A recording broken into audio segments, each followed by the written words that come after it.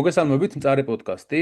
ჩვენი მთავარი პარტნიორი არის TBC, ასევე ჩვენი პარტნიორია დეველოპერული კომპანია Next-i. ეპიზოდს წარმოგიდგენთ ამბავი Wine, ღვინო, რომელიც ისტორიას მოგითხრობთ. პოდკასტის მხარდაჭერია Classroom-G, პლატფორმა, რომელზეც მოსწავლეები პოულობენ საუკეთესო მასწავლებლებს, მასწავლებლები კი იღებენ დამატებით შემოსავალს სოფლიოს ნებისმიერ წერტილიდან.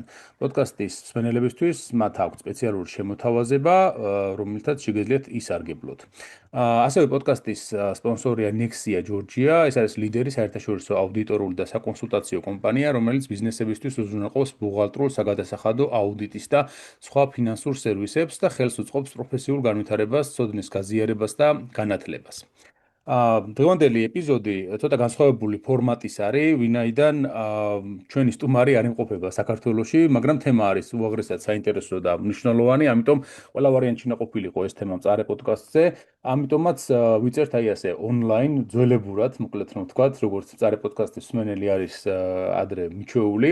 ამიტომაც ჩვენი სტუმარი დღეს გვერდება ვილნიუსიდან, კონსტანტინე ფერაძე, ისტორიკოსი, აღმოსავლეთმცოდნე, რომელიც წლების განმავლობაში მუშაობდა მამლუქების საკითხზე, განსაკუთრებით ჩრდილოეთ აფრიკაში. ეს არის ეგრეთ წოდებული მაღრიბი, საიდანაც არის ამ შემთხვევაში ეს მაროკო, ტრიპოლი, ალჟირი, ტუნისი და რა თქმა უნდა მე თავის მხრივ წარმოუდგენელია მამლუქების განხილვა ეგვიპტის გარეშე. მაგრამ აი დღეს ჩვენ შევეცდებით რომ უფრო მეტად აქცენტი გავაკეთოთ აი ამ სწორედ ჩრდილოეთ აფრიკის, არა უშუალოდ ეგვიპტის, არამედ დანარჩენი ჩრდილოეთ აფრიკის ქართველ მამლუქებზე, რომლებიც ნაკლებად არიან ხოლმე ცნობილები, ვინაიდან ხა მურად ბეი და ებრაჰიმ ბეი თითქმის ყველა მიცის, მაგრამ მათ გარდა უამრავი საინტერესო რამ არის და კიდევ ამოდის ბევრი უფრო ინფორმაცია, რომელსაც კოტე გვთავაზობს ხოლმე და იმედი მაქვს რომ კიდევ უფრო დროთა განმავლობაში კიდევ უფრო განვითარდება ეს კვლევები. მოგესალმები, ძალიან მიხარია მწარე პოდკასტში რომ გვესტუმრე, იმიტომ რომ დიდი ხანია მინდოდა რომ მამლუქებზე ჩაგვეწერა ეს თემა ერთად. მოგესალმები ნიკა, მივესალმები თქვენს მსმენელს. შესავლისთვის სანამ უშუალო თემაზე გადავალთ, ერთი-ორი სიტყვით აღვნიშნავ, რომ საქართველოს მამლუქების საკითხი და ზოგადად აი ეს კვლევები მე მახსოვს ჯერ კიდევ ჩემ ბავშვობიდან, როდესაც ვკითხულობდი ხოლმე საბჭოთა ლიტერატურას, იყო ბენიამინ სილაგაძისა და დავით ჯანელიძის წიგნი მამლუქები, ქართველი მამლუქები ეგვიპტესა და ერაყში, რომელიც ძალიან მიყვარდა ხოლმე, იმიტომ რომ ნაპოლეონის ეგვიპტური კამპანია იყო აღწერილი და შესაბამისად ეს ჩემი პირველი შეხება ეს მამლუქების თემასთან ეს იყო და ალბათ ფილმი მამლუქი რომელიც არის კონდრატე თათათაშვილის, ანუ უიარაღოს რომანის მიხედვით დაწერილი. თავის მხრივ შემდგომში ალექსანდრე მიქაბერიძესთან ერთად, რომელიც არის ლუიზიანის სახელმწიფო უნივერსიტეტის პროფესორი და არის ჩვენი სტუმარი ხოლმე ასევე პოდკასტში და გვაქვს ცალკე პოდკასტი საუბრები ნაპოლეონზე, გამოვაქვეყნეთ მამლუქ რუსტამ რაზას მემუარები თანდართული კვლევით და შემდგომში ასევე რა თქმა უნდა ამ თემაზე რეცენზია გააკეთა ჩვენმა ყველაზე ცნობილმა მამლუქოლოგმა გოჩა ჯაფარიძემ, ცნობილმა ქართველმა აღმოსავლეთმცოდნემ, რომელმაც ამ თემას ხოდაშორის მიუძღვნა რამდენიმე წლის წინ ძალიან მნიშვნელოვანი წიგნი საქართველოს და ეგვიპტის მამლუქები, რომელიც რუსთაველის ფონდის პროექტი იყო და გამოცემული არის წიგნად, თუმცა მოიძებება ელექტრონული ვერსიაც და შეგიძლიათ ასევე მონახოთ ნაბეჭდი ვერსია ბიბლიოთეკებში. ეს არის შესანიშნავი ნაშრომი ამ თემაზე და შემაჯამებელი გარკვეულწილად აი ეგვიპტის მამლუქების თემაზე და აი პრინციპში მამლუქების ისტორია ალბათ ქართველები საქართველოში არავინ არ არის ესეთი, ვინც რაღაცა მაინც არ გაუგია მამლუქებზე. ხე ერთი შეხედვით აი რა არის, თითქოს უცხოეთში ხდება ეს ყველაფერი საქართველოსგან მოწყვეტილია რაღაცა უცხოური აღმოსავლური ქვეყნები, ხო, ეგვიპტე, ოსმალეთის იმპერიაში, ტუნისი, ალჟირი, ტრიპოლი და შემდეგ, მაგრამ აი ეს აჩვენებს მასშტაბებს იმ პერიოდის ამ ქართული როგორც მონათვაჭრობისა, ისე ზოგადად ამ ფენომენისა, რაც არის ამ მამლუქები ამ შემთხვევაში, თუ რას წარმოადგენდა ის, როგორ ვრცელდებოდა, რა როლი ჰქონდათ ამა თუ იმ მხარეში, ასევე ეთნიკურობაზე ძალიან მნიშვნელოვანი საკითხია ეს, იმიტომ რომ დროთა განმავლობაში, როცა მამლუქთა სასულთნო დაარსდა თავდაპირველად ხო მე-13 საუკუნიდან, იქ ეთნიკური შემადგენლობა მუდმივად იცვლებოდა ხოლმე მამლუქებისა და სხვადასხვა პერიოდში სხვადასხვა ხალხი დომინირებდა ხოლმე მათში, რომლებიც უფრო მეტად იყიდებოდნენ ხოლმე ამ შემთხვევაში მამლუქებად, თავიდან თუ ეს უფრო ყივჩაღები, თურქები და შემდეგ იყვნენ, დროთა განმავლობაში გაიზარდა კავკასიელების წილი და შესაბამისად მე უკვე მე-18 საუკუნეში არის აბსოლუტურად ქართული დომინაცია ამ თვალსაზრისით ხო მამლუქებისა, რაც გამოწვეული არის ერთი შეხედვით თითქოს აი ჩვენ ვამბობთ დომინაცია, ჩვენ ვამბობთ აი რამდენად ძლავრი ქართველი მამლუქები იყვნენ აქ და აქ,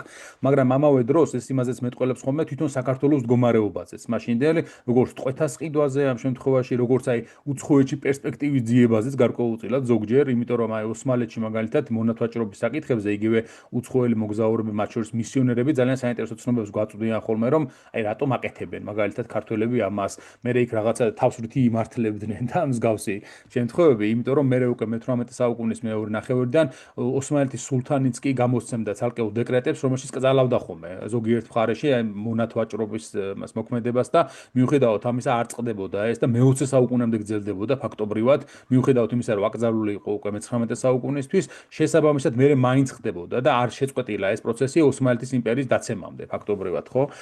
თუმცა აქვე უნდა ითქვას, რომ აღმოსავლური მონობა ძალიან განსხვავებული ფენომენი არის იმისგან, რაც ხდება ჩვენ მაგალითად ლათინური ამერიკის ქვეყნებში, რაც ხდება ჩრდილოეთ ამერიკაში, მაგალითად იგივე შავკანიანების გადაყვანა აფრიკიდან და შესაბამისად იქ მერე პლანტაციებში მუშაობა და ასე შემდეგ, ხო, ეს აბსოლუტურად სხვადასხვა ფენომენი არის. ამიტომ აი დღევანდელ ეპიზოდში ჩვენ თავიდან შევეცდებთ რაღაც შესავალი გავაკეთოთ იმით, რომ რა არის, რა ფენომენია მამლუქი, როგორ რას ნიშნავს აღმოსავლეთში ტყვე, ამ შემთხვევაში რომელიც რა მოვალეობას ასრულებს და რა ფუნქცია აქვს იქ და რა უფლებები, თავის მხრივ საიდან დაიწყო ეს ყველაფერი და მე უკვე გადავალთ უშუალოდ იმ მამლუქებზე და მათ ისტორიაზე, რომლებიც ამ ჩრდილოეთ აფრიკაში მოღვაწეობდნენ სხვადასხვა მხარეებში.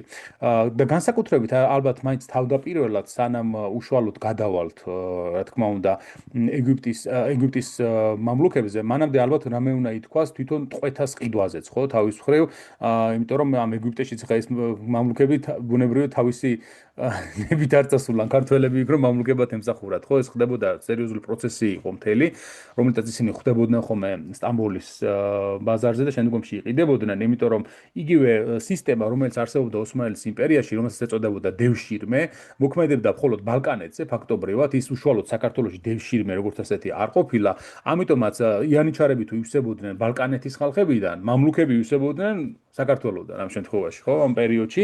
ამიტომაც ეს საინტერესო ფენომენია ეს, რომ აი რატომ მოხდა ასე თუნდაც და რა იყო მიზეზი მაინც იმ მასშტაბური მონათვაჭრობისა უშუალოდ საქართველოში, რომელიც აი მე-17-მე-18 საუკუნეებში განსაკუთრებით გაცხოველდა და რა მასშტაბები მიიღო რეალურად მან, იმიტომ რომ ბევრი მითებიც არსებობს ამ საკითხთან დაკავშირებით, როგორც აი ძალიან გაბერილი რიცხვებისა, ისე პირიქით ძალიან ესე ვთქვათ, აი მაგალითად მქონდა შემთხვევა, რომ ლეკიანობაზეც და იმაზეც კი იყო საუბარი, რომ თითქოს ეს არ იყო რეალურად იმხელა პრობლემა და რუსებისგან გააქტიურებული თემაა და ასე შემდეგ, რაც მე მგონი არ შეესაბამება მთლად სიმართლეს მაინც და აი ამ დღეს ამაზეც შეგვიძლია ვთქვათ. აი რას იტყოდი შესავლისთვის ამ თემაზე, გოკი? ხო, ნიკა, ძალიან კარგი შესავალი იყო. ბევრ რაღაცას შეეხედა. პრინციპში, ეხლა ერთი სიტყვით ესე მარტივად პასუხის გაცემა ძალიან რთული იქნება, მაგრამ აი მიზეზებზე როცა ვსაუბრობთ, რომ რატომ ქართველები, შემიძლია ერთი სიტყვით გითხრა, მიზეზი ქალები. აი რატომაც ესე ჩამოყალიბდა, რომ ქართველი ქალი აღიქმებოდა რაღაც სილამაზის სიმბოლოდ და ეტალონად. და ამას მე უკვე ნელა-ნელა მოყვა საქართველოსთან ტყვეების გადინება ძირითადად ქალების თავიდან და მე მამაკაცებიც მოყვა ამას რა თქმა უნდა და ნელა-ნელა ესე ივსებოდა ოსმალური, ასევე სპარსული კარი აი ამ ქართველებით, ქართველი ტყვეებით, ну სხვადასხვა ფუნქციები ქონათ მათ რა თქმა უნდა. საქართველოში რაც ვიწოდით, ხო ეს ხალხი გაყავდათ და ამათ მაგივრად რჩებოდა აქ რა, ჩანაწერები, ჩანახატები და ფული. აი ჩანახატი აქ არის ორი, ეს არის კასტელის ცნობილი ალბომიდან, აქ არის მონათვაჭრები და მონების ბაზარი ქობულეთში. აღწერილი, ხა ძირითადად რაც ჩვენ ვიცით აი მისიონერებისგან და მოგზაურებისგან დატოვებული სხვადასხვა წყაროები. ასევე აი ანდერს ჩანაწერებში და სხვადასხვა საარქივო მასალებში არის ესე გვერდულად მოხსენიებული, თქვათ, ვიღაცები ტყვედ გაიყვანეს და უკან დაბრუნდნენ და ასე შემდეგ, მაგრამ ძირითადად მაინც აი დასავლეთ ევროპული წყაროები უფრო ხშირია ხოლმე ამ ჩვენში მონათვაჭრობის შესახებ. ხა მე-13 საუკუნიდან გვაქვს რაღაც კონკრეტული მონაცემები, თქვათ, ქართველებზე. იყო ესეთი საკმაოდ ძლიერი მეცნიერი ვერლინდელი, რომელმაც ორტომეული გამოსცა დასავლეთ ევროპაში მონობის შესახებ და აქ სხვადასხვა წყაროები ამოტანის სხვადასხვა ცნობები, ძირითადად მაინც ვენეციის და გენუის არქივებიდან შემოტანილი ცნობებია და ხედავთ ქართველებს, აფხაზებს, ნეგრელებს, რა ესეთი სამი სხვადასხვა კატეგორია, იმერლებიც სხვადასხვა შორის არიან და ძირითადად არის საუბარი ქალებზე, ახალგაზრდა ქალებზე. ევროპაში ესეთი გაყავდათ შინამოსამსახურეებად, ძირითადად. მათი ფუნქცია მხოლოდ ეს იყო, შინამოსამსახურე და ოჯახის დამხმარე ადამიანები. აი დაახლოებით რაღაც აი მსგავსი ფუნქციაა დღესაც ხო, აი რამდენი ქართველი ქალი გადის იტალიაში, საბერძნეთში, დასავლეთ ევროპაში და ასე შემდეგ. აი დაახლოებით იგივე ხდებოდა მაშინაც, თუ მაშინ უფლებოები იყვნენ ეს ადამიანები, უფლება არაფრის არ ჰქონდათ, რა თქმა უნდა უკან სამშობლოში ვერ დაბრუნდებოდნენ, კავშირებიც აღარ იყო და ნუ იქ მერე ვიღაცები თხოვდებოდნენ, ასე შემდეგ, თქვა ინტეგრირდებოდნენ ადგილობის საზოგადოებასთან. მეორე რაც ასე მატერიალურად შეიძლება ვთქვათ, რომ დაგვრჩა საქართველოში მონობის ასე ვთქვათ გასახსენებლად არის მონეტები. აი ირაკლი ფაღავა არის ძალიან კარგი ისტორიკოსი, რომელსაც ეხლა ვარცდები ჯერ არ გამოუცია ეს კვლევა, აი სხვადასხვა მონეტებზე და აქვს კვლევა საქართველოში. აი ეხლა აქ შუაში ხედავს სვანეთში აღმოჩენილი ესე ვთქვათ განძი, რომელშიც ბევრი არის ოსმალური მონეტა, მაგრამ რაღაც მონეტები, რომელიც არის მოჭრილი ეგვიპტეში. ეგვიპტიდან საქართველოში მონეტა ვერავით ვერ მოხდებოდა თუ რაღაცა ვაჭრობა არ იქნებოდა და ეს ვაჭრობა ერთადერთი იყო ტყვეებით. ანუ ეგვიპტელები აქ სხვანაირად არ ვაჭრობდნენ, ის ვაჭრობდნენ მხოლოდ იმიტომ, რომ შეესყიდათ ტყვე მონა გაეყვანათ ეგვიპტეში ისევ. და აი მესამე ნახატი, რომელიც პრინციპში არის ყველაზე ცნობილი მონა არის ალბათ სპარტაკის შემდეგ. სამწუხაროდ აი მისი სახელი ჩვენ არ ვიცით. მაგრამ იყო გერმანელი ასე ვთქვათ ფიზიოლოგი, ანატომი ბლუმენბახი. აი გოეთეს მეგობარი იყო იმ პერიოდის ესეთი ფილოსოფოსი და ასე შემდეგ, რომელიც სწავლობდა ადამიანის თავის ქალებს. და ერთხელაც მე-18 საუკუნის ბოლოს, აი 1792 წელს მას გაუგზავნეს ვიღაცა აი ესეთი ქართველი ქალის თავის ქალი, რომელსაც ზესკაცი გადაირია. იმდენად გადაირია, რომ ამ რასას შეარქვა Caucasian. აი კავკასიური რასა საიდანაც მოდის, აი მოდის სწორედ აი ამ თავის ქალიდან, რომელსაც აი ახლა აქ ხედავთ. ვინ იყო ეს ქალი, ხო? მისი სახელი გვარი ასე შემდეგ არ ვიცით, ვიცით რომ იყო მოზარდი, გარდაიცვალა მოსკოვში, სავარაუდოდ გარდაიცვალა ვენერიული დაავადებით. ეს იყო მონა ქალი, რომელიც იყო ჩაყვანილი ყირიმში და რუსებმა როცა ყირიმი აიღეს, ეს ქალი წაიყვანეს მოსკოვში სავარაუდოდ, ну, აი ესეთი ტრაფიკინგის მსხვერპლი იყო, რა გადახდა თავზე კაცმა ერთის, მაგრამ ვენერიული დაავადებით გარდაიცვალა მოსკოვში, ფიქრობდნენ რომ ეს იყო ეგრეთ წოდებული sex slave, რაც არის. და აი ამ თავის ქალის გამო არის სწორედ რომ კავკასიურ რასას კავკასიური რასა ქვია, ну, აი ესე დაარქვა ამან. და ნუ აი ამ თავის ტრაქტატებში ასევე მოხსენიებული აქვს აი შარდენის გახსენებები, რომ თქვა ქართველები ყველაზე ლამაზი ქალები არიან, ქართველები არიან ყველაზე თვალწარმტაცი, როგორც ქალები, ისე კაცები და ასე შემდეგ. აი სწორედ ეს სილამაზე იყო, რამაც პრინციპში გამოიწვია საქართველოსთან მონების ესე ურიცხვი და გაყვანა ახლო აღმოსავლეთში განსაკუთრებით, ხო აი სპარსელები და ოსმალები განსაკუთრებით ლამაზ ქალებად მიიჩნევდნენ ქართველებს და ჩერქეზებს სხვათა შორის. ზოგადად ხო, კავკასიელებს. ისე მაგაზე ერთი ამბავი გამახსენდა, რომელიც ადრე მე თვითონაც მოვყევი და ალექსანდრე მიხაბერძის ქონდა გამოქვეყნებული წიგნში უცხოეთში დაკარგული ქართველები. იქ არის იმას საუბარი, რომ როცა საქართველოში აიკრძალა მონათ ვაჭრობა და უკვე რუსეთის იმპერიის შემადგენლობაში იყო ქართკახეთი და დასავლეთ საქართველოს უკვე ჩერქეზი მონები უფრო აქტუალური გახდა კიდევ უფრო, რომლებიც უფრო მარტივად გაყავდათ მაგ პერიოდში ოსმალებს და ცდილობდნენ რომ ეს ჩერქეზები გაესაღებინათო ქართველებადო, იმიტომ რომ ქართველი ძალიან შემცირდაო ბაზარზეო, ფასმა მოიმატაო და იმისთვის რომ ესენი ქართველებად გაესაღებინა, ცოტა ქართულსაც ასწავლდნენ და აცმევდნენო ისეო, ეს მონათვაჭრებიო, რომ მე თქვათ რომ აი ქართველი ქალიაო, რადგან უფრო მეტი ფასი მიეცათო მათთვისო, მე-19 საუკუნეშიო, განსაკუთრებით ჩრდილოეთ აფრიკაშიო ზაყიდდნენო. ხო შეიძლება მეც წამიკითხია იგივე ისტორია, ეხლა რამდენად გავრცელებული იყო ის, რომ თქვა ჩერქეზებს ჭირდებოდათ ქართველად თავის გასაღება, არ ვიცი, შეიძლება სხვებზე იყო ეგ მე რა მგონია, იცი, ვინაიდან ჩერქეზები უფრო მეტი იყო ბაზარზე და ქართველები ნაკლები უკვე ამ დროს, ვინაიდან ვეღარ გაყავდათ ფიზიკურად, თავისთავად ხო ზდიდა ქართველის ფასს ამ შემთხვევაში და ვისაც ცოტა ესეთ ეგზოტიკური გემოვნება ჰქონდა ამ შემთხვევაში, ისე უნდა თქვა ქართველი ქალი ყოლოდა, ხო, შეიძლება ამის გამო აკეთებდნენ, უბრალოდ რომ აი წინა ფინანსური საკითხი არის გარკვეულწილად ეს რა. კი, და ანუ ცოტა არის უფრო ფას ძვირია უწევდა უკვე. თავის თავად ის, რომ ვიღაცა შეიძლება ქართველი ყოფილიყო, მაგრამ ჩერქეზებიც საკმაოდ ძვირი კი. ძვის ფასობდნენ. აჰა. ამიტომ შეიძლება სხვებზეც ყოფილიყო, თქვა იგივე რაღაცა რა, რომ აი მოევტაცათ ადამიანი მოლდავეთიდან, აი სლავები სიტყვაზე და მე ის გაესაღებინათ როგორც კავკასიელი. ეგ სულიად შესაძლებელი ამბავი იყო, კი. ეხლა როგორ ხდებოდა გატაცება, ხო? ან რატომ წარმოიქმნა მონათმფლობელობა და მონების გატაცება საქართველოსთან. ორი რაღაც არის. აღმოსავლეთ საქართველოში ეს იყო ძირითადად შემოსევების გამო. ეს იყო ჯგუფური შემოსეველი, მაგალითად აღამახმად ხანის შემოსევის დროს, თქვა რაღაც ათასობით ქართველი გაიყვანეს და მონებად გაყიდეს.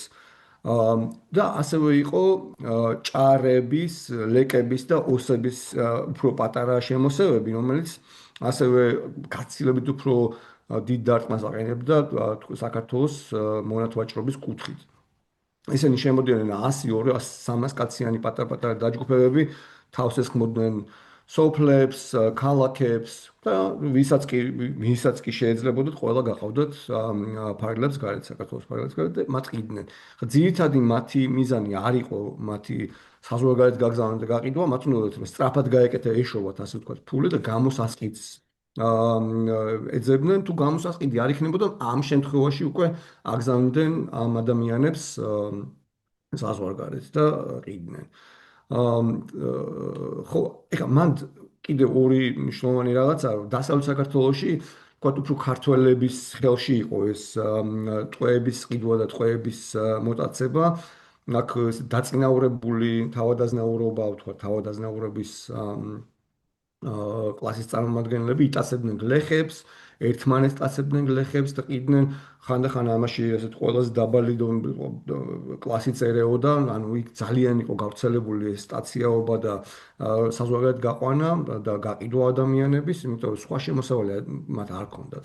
მაგრამ აი ერთი რაღაცაა გასათვალისწინებელი. მაგალითად 1800 წელს და აქ პატარა ჩანაწერიც არის ესეთი გენერალი ერმოლოვი, რომელიც აქ საქართველოში იყო, ესეთ რაღაცას წერს, რომ იმდენად ისეთი დიდი გაჭირვება იყო 1810 წელს იყო გვალვა, ასევე მოხდა წყალდიდობა და იყო ეპიდემიები.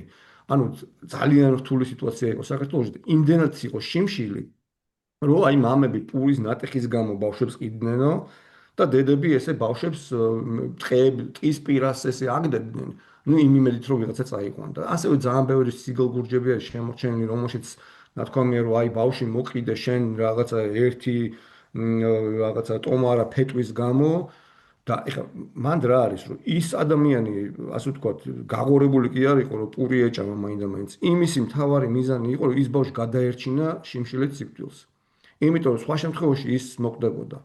და ასევე ერთი ბავშვის გაყიდვით შეიძლება თქვა სამი ყავდა კიდე სახში და იმად გამოყვებავდა რა. ანუ ეგეც იყო. ხა მაგ კიდე მეორე მომენტი რა არის?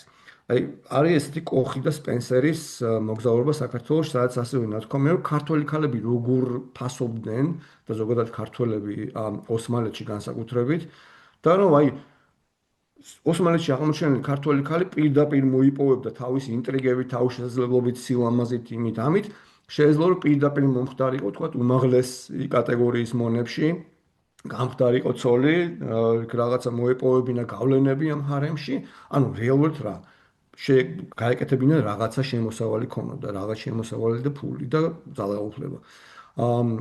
კალმასობაში არის ასევე თქვა იოან ბატონიშვილს აქ რომ ერთი მომენტი რომ თუ ქართველი წავა საზოგადოება გათათრდებაო, ეგრევე ფაშობას მიიღებსო. ანუ გავრცელებული აზრი ისიც იყო რომ თქვა ესეთი დამღუპველიც არ იყო საზოგადოებად გაყიდვა, იმიტომ რომ ქართველები სადღაც სხვაგან ძალიან ფასობდნენ. ხა მაგისი ერთ-ერთი ვერსია ისიც არის რომ აი მაგალითად ხო ეგვიპტეში ერთ პერიოდში მარტყოფელები იყვნენ და ასევე დიღმელები, აი ძალიან ბევრი. და რა თქმა უნდა ისინი ერთმანეთს ეძებდნენ. აი ვიმე მარტყოფელი თუ აღმოჩნდებოდა გაყიდული ხო ან მარტყოფი ნორიო აი ამ გარეკახეთის სოფლებიდან ვიღაცები ხო ის თუ კონსტანტინოპოლში აღმოჩნდებოდა მანამდე არ გაიყიდებოდა თქვა ხო იმას უკვე გარანტირებული ჰქონდა რომ ეტყოდა რომ მე აი ამ სოფლიდან ვარ და ეგრევე ჩაიყვანდნენ ეგვიპტეში და იქ უკვე ასე ვთქვათ მიხედილი იყო ის ბავშვი რა იმიტომ რომ აი იქაური თუ იყო გარანტია იყო რომ წარმატების დაწინაურების და ასე შემდეგ ანუ აი ეს ორი მომენტიც უნდა გავითვალისწინოთ, როცა საქართველოში ტყის ყიდვას ვლაპარაკობთ და უბედურებაზე. ჩვენი ქვეყნისთვის ეს ძალიან ცუდი იყო, დამღუპველი იყო. ანუ მოსახლეობა, საქართველოს მოსახლეობა 1800 წლისთვის აი რაღაცა 600,000-ზე იყო ჩამოსული ეპიდემიების, რა თქმა უნდა, ომების, მაგრამ ასევე ტყის ყიდვის გამო. იმიტომ ათასობით ბავშვი და ახალგაზრდა გაყავდათ და საზღვარგარეთ. რა არის დაახლოებითი, აი მაგალითად საუკუნის მანძილზე რამდენი შეიძლება პროცენტულად რომ გაეყვანათ იმათ მონათ რა მიახლოებითი ის რა შეიძლება ალბათ რამდენიმე 1000 ხო იცი, მინიმუმ აი, სულ სხვადასხვა ციფრები, ამიტომ ესე ნამდვილად ვერ ვიტყვი. აი, შარდენს აქ მაგალითად მარტო სამეგრელოდან 12,000 გაყავთო ყოველწლიურად, რაკენ 3,000 კონსტანტინოპოლში ხო ეგ მიყავდა. ცოტა გაზვიადებული ჩანს ახლა აშკარად 12,000 ვერ გაიყვანდნენ, ამხელო ვერ ახლა მოსახლეობა არ იყო. თქვენ პოდკასტზე ვნახე სტატისტიკოსის სახელს ვერ ვიხსენებ ხა ხო სამწუხაროდ, მაგრამ ძალიან გიორგი საინტერესო. მეჭურჭლიშვილი იყო კი კი, აი ძალიან საინტერესო პოდკასტი იყო მაგაზე და აი მაგაზეც აი მოსახლეობის რაოდენობაზეც იყო საუბარი და ამ ხელა მოსახლეობა საქართველოში არ ხო იყო არა განსაკუთრებით მე-18 საუკუნეში რომ ეს ათობით ათასი გაეყვანათ მარტო ერთი რეგიონიდან. მაგრამ ნუ ათასები იქნებოდა ყოველწლიურად თქვა აი რამდენიმე ათასი შეიძლება ყოფილიყო. ხო, აი საქართველოსდან გაყვანის გზები, აი დაახლოებით რა ხდება რომ შავი ზღვის აი მთელ გაყოლებაზე იყო პატარ-პატარა პორტები. პორტი იმას არც ერქვა, შეიძლება დასახლება ყოფილიყო, შეიძლება დროებითი დასახლება ყოფილიყო. აი ანაკლია ძალიან ცნობილი, ქობულეთი ძალიან ცნობილი, ფოთი ძალიან ცნობილი, სოხუმი და ასე შემდეგ. აი ამ ადგილებიდან როგორც წესი საზღვაო გზით მიდიოდნენ ტრაპიზონში, მიდიოდნენ ყირიმში და საბოლოო ასე ვთქვათ მიმართულება იყო კონსტანტინოპოლი. თუმცა აი რამდენიმე მოგონება არის მამლუქების, რომლებიც იძახიან, რომ მათი ნაწილი სტამბოლში ან კონსტანტინოპოლში ჩამოიყვანეს, მაგრამ ვიღაცებს გზა გააგრძელებინეს ეგვიპტეში ალექსანდრიაზე, ისე რომ გემიდან არ ჩამოუყვანიათ. ანუ ესე პირდაპირ ხდებოდა გადაყვანა ზოგის პირდაპირ ეგვიპტეში. ახალციხის საფაშო იყო ძალიან ცნობილი, ასე ვთქვათ, ლეკების ბუდე. ლეკებს ჰქონდათ ბაზა, ზედაზენში ჰქონდათ მათ ესეთი აი ზედაზენის ციხე დღეს რაც არის, ის იყო ლეკების. დაახლოებით 600 ლეკი მუდმივად იქ ცხოვრობდა და ვინმეს თუ იტაცებდნენ, აი ეგ მიყავდათ სამშვილდე, ზედაზენი და ასე შემდეგ სხვადასხვა გამაგრებული პუნქტები, ზედაზენი განსაკუთრებით. იქიდან გადადიოდნენ ახალციხეში და ახალციხეში უკვე გზებით, აი ყარსის გავლით ძირითადად უკვე გადაყავდათ თქვა შიდა გზებით კონსტანტინოპოლში, ან შეიძლება გადაეყვანათ იმაში, რა ქვია, ერაყში. ერევნის სახანოდან ერევნის გავლით ასევე სპარსეთში მიყავდათ და ოსმალეთის სხვადასხვა პროვინციებშიც მიყავდათ. ერევანზე ეგეთი რაღაცა არის, რომ ერევანში ვინც მიყავდათ, ნუ ქალები მიყავდათ ბევრი და კაცები ვინც მიყავდათ, იქ ასაჭურისებდნენ ამ კაცებსო. და ერევნის იმაში აბანოში მიყავდათ ბანდენ და მე ასაწუვრისებდნენ, ნუ ძალიან ისეთი რთული მძიმე ისტორია. და ბელაქანით აი ლეკების შემოსევები თუ თქვათ ისინი ახალციხეში არ გადადიოდნენ და ბრუნდებოდნენ თავისთან, აი ჭარბელაქანში მიყავდათ და მე იქიდან უკვე მთების შემოვლით მიყავდათ ყირიმში და ყირიმიდან აგზავნიდნენ უკვე სტამბოლში. თუმცა ყირიმშიც რჩებოდნენ ქართველი მონები, აი როგორც აი ამ ქალზე ვთქვით, რომელიც თავის ქალაც განახეთ წინაზე. ყირიმშიც იყვნენ ქართველი მონები, ყირიმიდან ძალიან ბევრი გამოსყიდულის ცნობებიც არის, აი მაგალითად ერეკლე ეკატერინეს უგზავნის მადლობის წერილებს, რომ აი ყირიმიდან რა კარგია, მადლობელი ვართო, რომ გაანთავისუფლეთ ჩვენი ისინიო, რა ქვია, დატყვევებული ხალხიო. ამის შემდეგ იმაზე სლაიდზეც გადავალთ, იქ არის უკვე საუბარი მონათა ბაზრებზე, თითქოს მონათა ბაზრები იყო თითქმის ყველა დიდ ქალაქში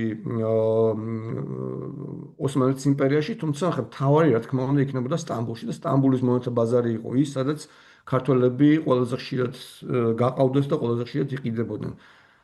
მარჯვენა მხარეს არის ალექსანდრიის მონათა ბაზარი, რომელშიც როგორც ეტყობა ქართველები აქაც მიყავდათ. თუმცა ჩვენ როგორც წარმოვიდგენია ამ ფილმებიდან როგორც გვინახავს რომ თქვა ეს ყრიან ვიღაცები და ტირიან და ასე შემდეგ ეგრე არ ხდებოდა იქ ამ მონას ხო თუ ის გამოაღწევდა იმიტომ რომ წარმოვიდგენთ ამდენი რაღაცები უნდა გამოევლო ხო ერთი ამხელა სტრესში ბავში ხარ გიჭერს ვიღაცა პირს გიკრავს სადღაც მიყევ ხარ ან გადარჩები, ან ვერ გადარჩები სტამბულამდე, ან ჩააღწევ ან არა. და იქ რო ჩააღწევ, მე უკვე გივლიან, იმიტომ რომ რაც შეიძლება კარგად უნდა გამოიყურებდე, გამოყვებული იყო, რომ ფასიც მოგემატოს და კარგადაც გაიყიდო. აა ამიტომ აქ უკვე თქვა ისეთი შედარებით უკეთესი სიტუაცია ხდებოდა თან ბავშვებს. ნუ ჩაცმულები იყვნენ, გამოყვებილები იყვნენ და ხა მოვლილს მაგას ვერ დაარქმევ, მაგრამ ნუ რამდენად შეიძლება მოვლილი იყოს ამდენი წვალების მერე, უკვე მოვლილები იყვნენ ხოლმე. აი ეს მამლუქის პლაკატი მაქვს გამოტანილი, ქართული ფილმი მამლუქი. აი ნიკა შენც ამბობ, რომ აი მამლუქის და მაჭარაძის და სილაგაძის წიგნის გამო დაინტერესდი ამ საკითხით, მეც სხვათაშორის ნაპოლეონით მივედი მამლუქებამდე. ნაპოლეონი მაინტერესებდა ბავშვობაში განსაკუთრებით, რაც კი იყო ყველაფერს კითხულობდი, ტარლეთი დავიწყე და რა ვიცი, ერთი დავამთავრე მეც ეგრე. რაღაცა. მე მგონი და თაობები გაიზარდა ტარლეზე, ნაპოლეონი ვისაც ხო, ხო. აინტერესებდა რა. აი ვიждდებოდი, მაგრამ მე რო აღმოჩინო, თქვა, აი ეგ რა ბავშვი რო ხარ და ისტორიას რო სწავლობ, ყოველთვის რაღაცნაირად გინდა რომ შენ შეეხო, აი შენიც იყოს იმ ისტორიაში რაღაცა და ნუ ჩემთვის ეს ჩემი აღმოჩნდა რომ ქართული მამლუქები რომელიც ნაპოლეონს ებრძოდნენ და მე როგორ ჩემი ინტერესი თქვა უკვე აი მამლუქებისკენ გადავიდა რა.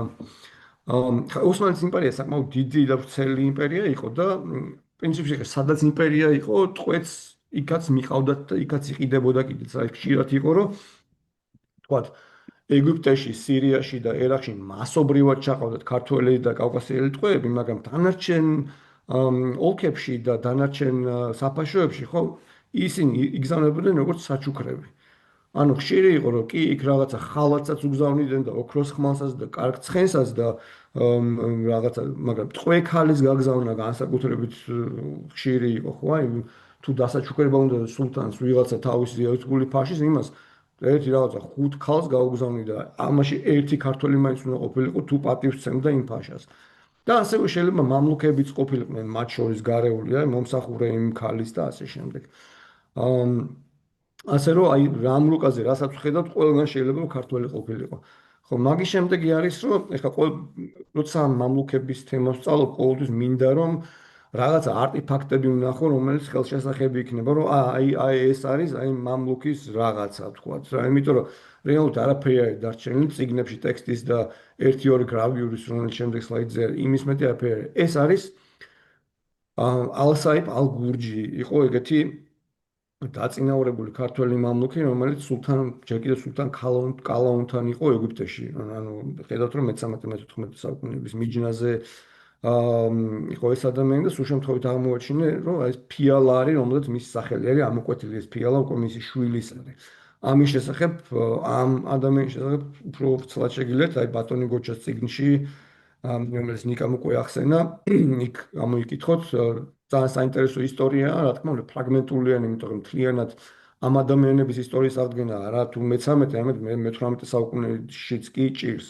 ანუ ზუსტად ვინ იყვნენ, რა ერქვათ, საიდან იყვნენ, ეგეთი ისტორია არ ვიცით, მაგრამ იქ რა გააკეთეს, რა როლი ქონდათ ამ კონკრეტულ ადმინისტრაციაში და იმ მონობიდან, ხო, როგორ შეძლეს, რომ აი ამ ხელა თანამდებობა ჩაიგდეს, წარმოიდგინეთ, ეგვიპტეში 10 საქართველოს ჩაეტევა. აი ეს ადამიანები კიდე განაგებდნენ აი ამ ხელა სივრცეებს და აი ამდენ ადამიანს და ძალიან მნიშვნელოვან როლს თამაშობდნენ ამ ქვეყნების ისტორიაში, ასე რომ საინტერესო იქნება უბრალოდ საინტერესო არის ბატონი გოჩას წიგნი აი ამ კუთხითაც, რომ აი ძველი ქართველი მამლუქები, რომელიც ეგვიპტეში მანამდე მოღვაწეობდნენ, იმათზეც ბევრი ისტორია არის. ხო, აი ყველაზე ცნობილები და ნიკამ უკვე ახსენა ყველაზე ცნობილი მამლუქები ვინც არიან საქართველოსდან არიან ეგვიპტეში. აი მარჯვენა მხარეს თქვენ ხედავთ მურად ბეის, მარცხნივ არის იბრაჰიმი. იბრაჰიმის გამოსახულება აქამდე არ ქონდა. ძალიან ხშირად აი ბატონ გოჩა სულ უნდა რომ ეპოვა, ვერ იპოვა და დაახლოებით 5-6 წლის წინ ბრიტანეთში ალფრედის და რომელიღაც მუზეუმში აღარ მახსოვს მოხდა დასკანირება სხვადასხვა მასალის და ერთ-ერთი აღმოჩნდა ეს იბრაჰიმ ბეის ასე ვთქვათ ჩანახატი და რაც შეეხება მურადის რამდენიმე ვერსია არის, თუმცა ეს ყველაზე ნაკლებად ცნობილია, რომელსაც აქ ხედავთ, ეს არის სონინის წიგნი არის ეგვიპტის შესახებ და იმის გარეკანზე არის ეს მურად ბეის ეს ნახატი ყველაზე მეტად ეს ქართულს აქ ყველაზე მეტად გავს. ქვევით იქ სამვარცხელს ხედავთ, ეს სამვარცხელი არის ამჟამად ვენის მუზეუმში არის. ეს იყო მურად ბეის პირადი სავარცხელი, რომელიც პირამიდებთან, ნაპოლეონთან პირამიდების ბრძოლის დროს მის კარავში აღმოჩნდა და ნუ ეთქობა წამოიხსნა და რაღაცნაირად ეხა ვენის მუზეუმში აღმოჩნდა. ეს ერთადერთი საგანია ამ ადამიანის, რომელიც დაგვრჩა, იმიტომ მის საფლავიც აღარ არსებობს. საფლავებს 2006 წელს გადამღები ჯგუფი იყო ბატონ მერაბ კოკოჩაშვილმა, ფილმი გადაიღო ბატონი გოჩას სცენარით, ინზელია ბაშა ქვია ამ ფილმს. მე ვქონა პატივი რომ მათთან ერთად ეგვიპტეში ყოფილიყავი და იქ ჩავედით მურად ბეის საფლავის სანახავად და სამწუხაროდ ის საფლავი უკვე აღარ არსებობს. ისევე როგორც იბრაჰიმის საფლავი არ არსებობს, ანუ ნაპოვნი არსად არ არის. შუაში კი ხედავთ მაქსიმე კაჭკაჭიშვილი, რომელიც იყო ერეკლეს ასე ვთქვათ ელჩი ეგვიპტეში. მის მიერ შექმნილი სიარე ჩამოწერილი არის ეგვიპტის ყველაზე წამყვანი ბეები, ანუ მმართველები ვინც არიან და აი უმეტესობა რომ შეხედოთ, აი დაახლოებით 70% არის ქართველი და ნუ იქ რამდენიმე არის თქვა მოლდოველი, რუსი, უკრაინელი და ასე შემდეგ. ხო, აწერია გვერდით, მიწერია ქართველიო, ხო? კი, კი, აი გვერდზე ქართველი ხელით უწერია. კი. სხვათა შორის ეგ არის რომ აი ოლგა მარკოვა არის ეგეთი იყო უბრალოდ ეგეთი რუსი მკვლევარი რომელსაც გამოსცა მხოლოდ სკოლიოში არის სამწუხაროდ ნაწერი რომ ვინ საიდან იყო და ნუ იბრაჰიმზე და მურადზე უწერია რომ ესენი თბილისელები არიან ნუ ეხლა იბრაჰიმი რო თბილისელი არ იყო და მარტყოფელი იყო ეგ ვიცით მურადზე აი მხოლოდ ეგ ცნობა არის რომ თბილისელი არის ხა მე ეხლა ხანს რაღაცა სხვადასხვა ცნობებს უყურებდი ჩვენს არქივში და ვნახე რომ აი დიღუმში აი დიღმელების განსაკუთრებული აქტივობა არის, აი ზუსტად იმ პერიოდში, როცა მურადი განსაკუთრებით ძლიერი იყო ეგვიპტეში და ეს დიღმელები ჩადიოდნენ ეგვიპტეში ხა. იქ ძალიან ბევრი ქართველი იყო, მაინდა-მაინც ხა მურადთან მიდიოდნენ თუ არა, არ ვიცი, მაგრამ ნუ ფაქტია რომ ესენი ნაცისავები იყვნენ. ლასურაშვილები, ბეჟიტაშვილები, აი ეს გვარები არის დიღომში, რომლებიც აი იქ ჩანან. იცი რა არის საინტერესო კიდე? აი ხა ეს ჩვენ ვლაპარაკობთ რომ აი ეგვიპტეში ხდება ეს ყველაფერი, მამლუქები არიან იქ, ესენი მართავენ ფაქტობრივად ქვეყანას და შემდეგ და პარალელურად ეგვიპტე შედის ოსმალეთის იმპერიაში. აი ცოტა უცნაური ფენომენია თითქოს, რომ აი ეგვიპტე თითქოს ოსმალეთის იმპერიის ნაწილია და ამავე დროს აი ამხელა მმართველობა აქვთ მამლუქებს იქ და ამხელა უფლებები აქვთ და ეგ კი არა მე-18 საუკუნეში იქ რაღაც დამოუკიდებლობისთვის ისიც კი ქონდათ გარკვეულწილად მოძრაობა, ხო? კი ბატონო, ალიბეი იყო, რომელსაც ცდელობა ჰქონდა უბრალოდ რომ დამოუკიდებელი ყოფილიყო. ნათქვამიც არის რომ მონეტა მოჭრა, მან თავისი ასევე მექა და მედინა ჩაიგდო ხელში, ასევე დაიწყო სირიაში კამპანია სამხედრო და ნუ ესე ძალიან დიდი საფრთხე შეუქმნა ოსმალეთის იმპერიას, რუსებთან ჰქონდა კავშირები მას თვითონ ის იყო აფხაზეთიდან როგორც ცნობილია მისი მამა დავითი იყო მღვდელი და ამიტომ ბატონი გოჩა ასკვნიდა რომ ის არ იქნებოდა ეთნიკურად აფხაზი რადგან საბრძოლოება აფხაზეთში მაინც ქართულენოვანი იყო და ქართველები იყვნენ ნუ სახელიდან გამომდინარე ეგრეა თვითონ სავარაუდოდ ერქვა იოსები მაგრამ ნუ იქ როგორც ხდება ხოლმე ქართველებს ერთმანეთთან მტრობა ყველაზე კარგად გამოუდის ან კავკასიელებს შეგვიძლია ესე ვთქვათ და ნუ თავისმა მამლუქმა მუჰამედ აბუ ზაჰაბმა უღალატა მას ამ ერთ-ერთი კამპანიის დროს და ნუ საბოლოო ჯამში ალიბეი მოკლეს. ხო, საინტერესო ის არის რომ ოსმალეთის იმპერია ცენტრი იყო, ხო? აი სტამბული, სადაც იყო სულთანი და ასე ვთქვათ იმპერიული აპარატი, მაგრამ იყო ძალიან დაშორებული საფაშოები, რომლებიც ყოველთვის ნახევრად დამოუკიდებელ მოვაწეობას ახერხებდნენ და იქ მაინც გააჩნია ფაშა ვინ იქნებოდა ფაშა იყო მაინც სტამბულიდან დანიშნული მაინც ადგილობრივი გამგებლები ვინ იქნებოდნენ ერაყში სირიაში და ეგვიპტეში შეიქმნა ის რომ ძალიან ბევრი ქართველი მოხდა ამ პერიოდში მე-18 საუკუნეში განსაკუთრებით და ნუ აი ქართველების მმართველობა შეგვიძლია მაგიტო დავარქვათ რომ აი ქართველებმა ჩაიგდეს ხელში აი რეალური ძალაუფლება და რეალური ძალაუფლები ამ საფაშოების იყვნენ ქართველები. დღევანდელი თემა მაღრიბია და ამიტომ მაღრიბზეც ვიტყვი რომ თქვა აი მაღრიბშიც ძალიან მნიშვნელოვან პოზიციებზე იყვნენ ქართველები. ტუნისშიც, ალჟირში ფაშა იყო ორი ქართველი, ტრიპოლიში ერთი იყო ფაშა ქართველი და დანარჩენი თქვა აი მნიშვნელოვანი მინისტრები ვინც იყვნენ, ეგენიც ქართველები იყვნენ. ქართველები ძალიან ბევრნი იყვნენ ამ დროს. გაყვანილი და ამის გამო არის რომ თქვათ ეს აა, დამოუკიდებელი მართლობა კი გამოსდიოდეს, მაგრამ ერთმანეთსაც ძალიან ემტერებოდნენ და ამიტომ ხო. დღეს წარმატებულიც არ იყო.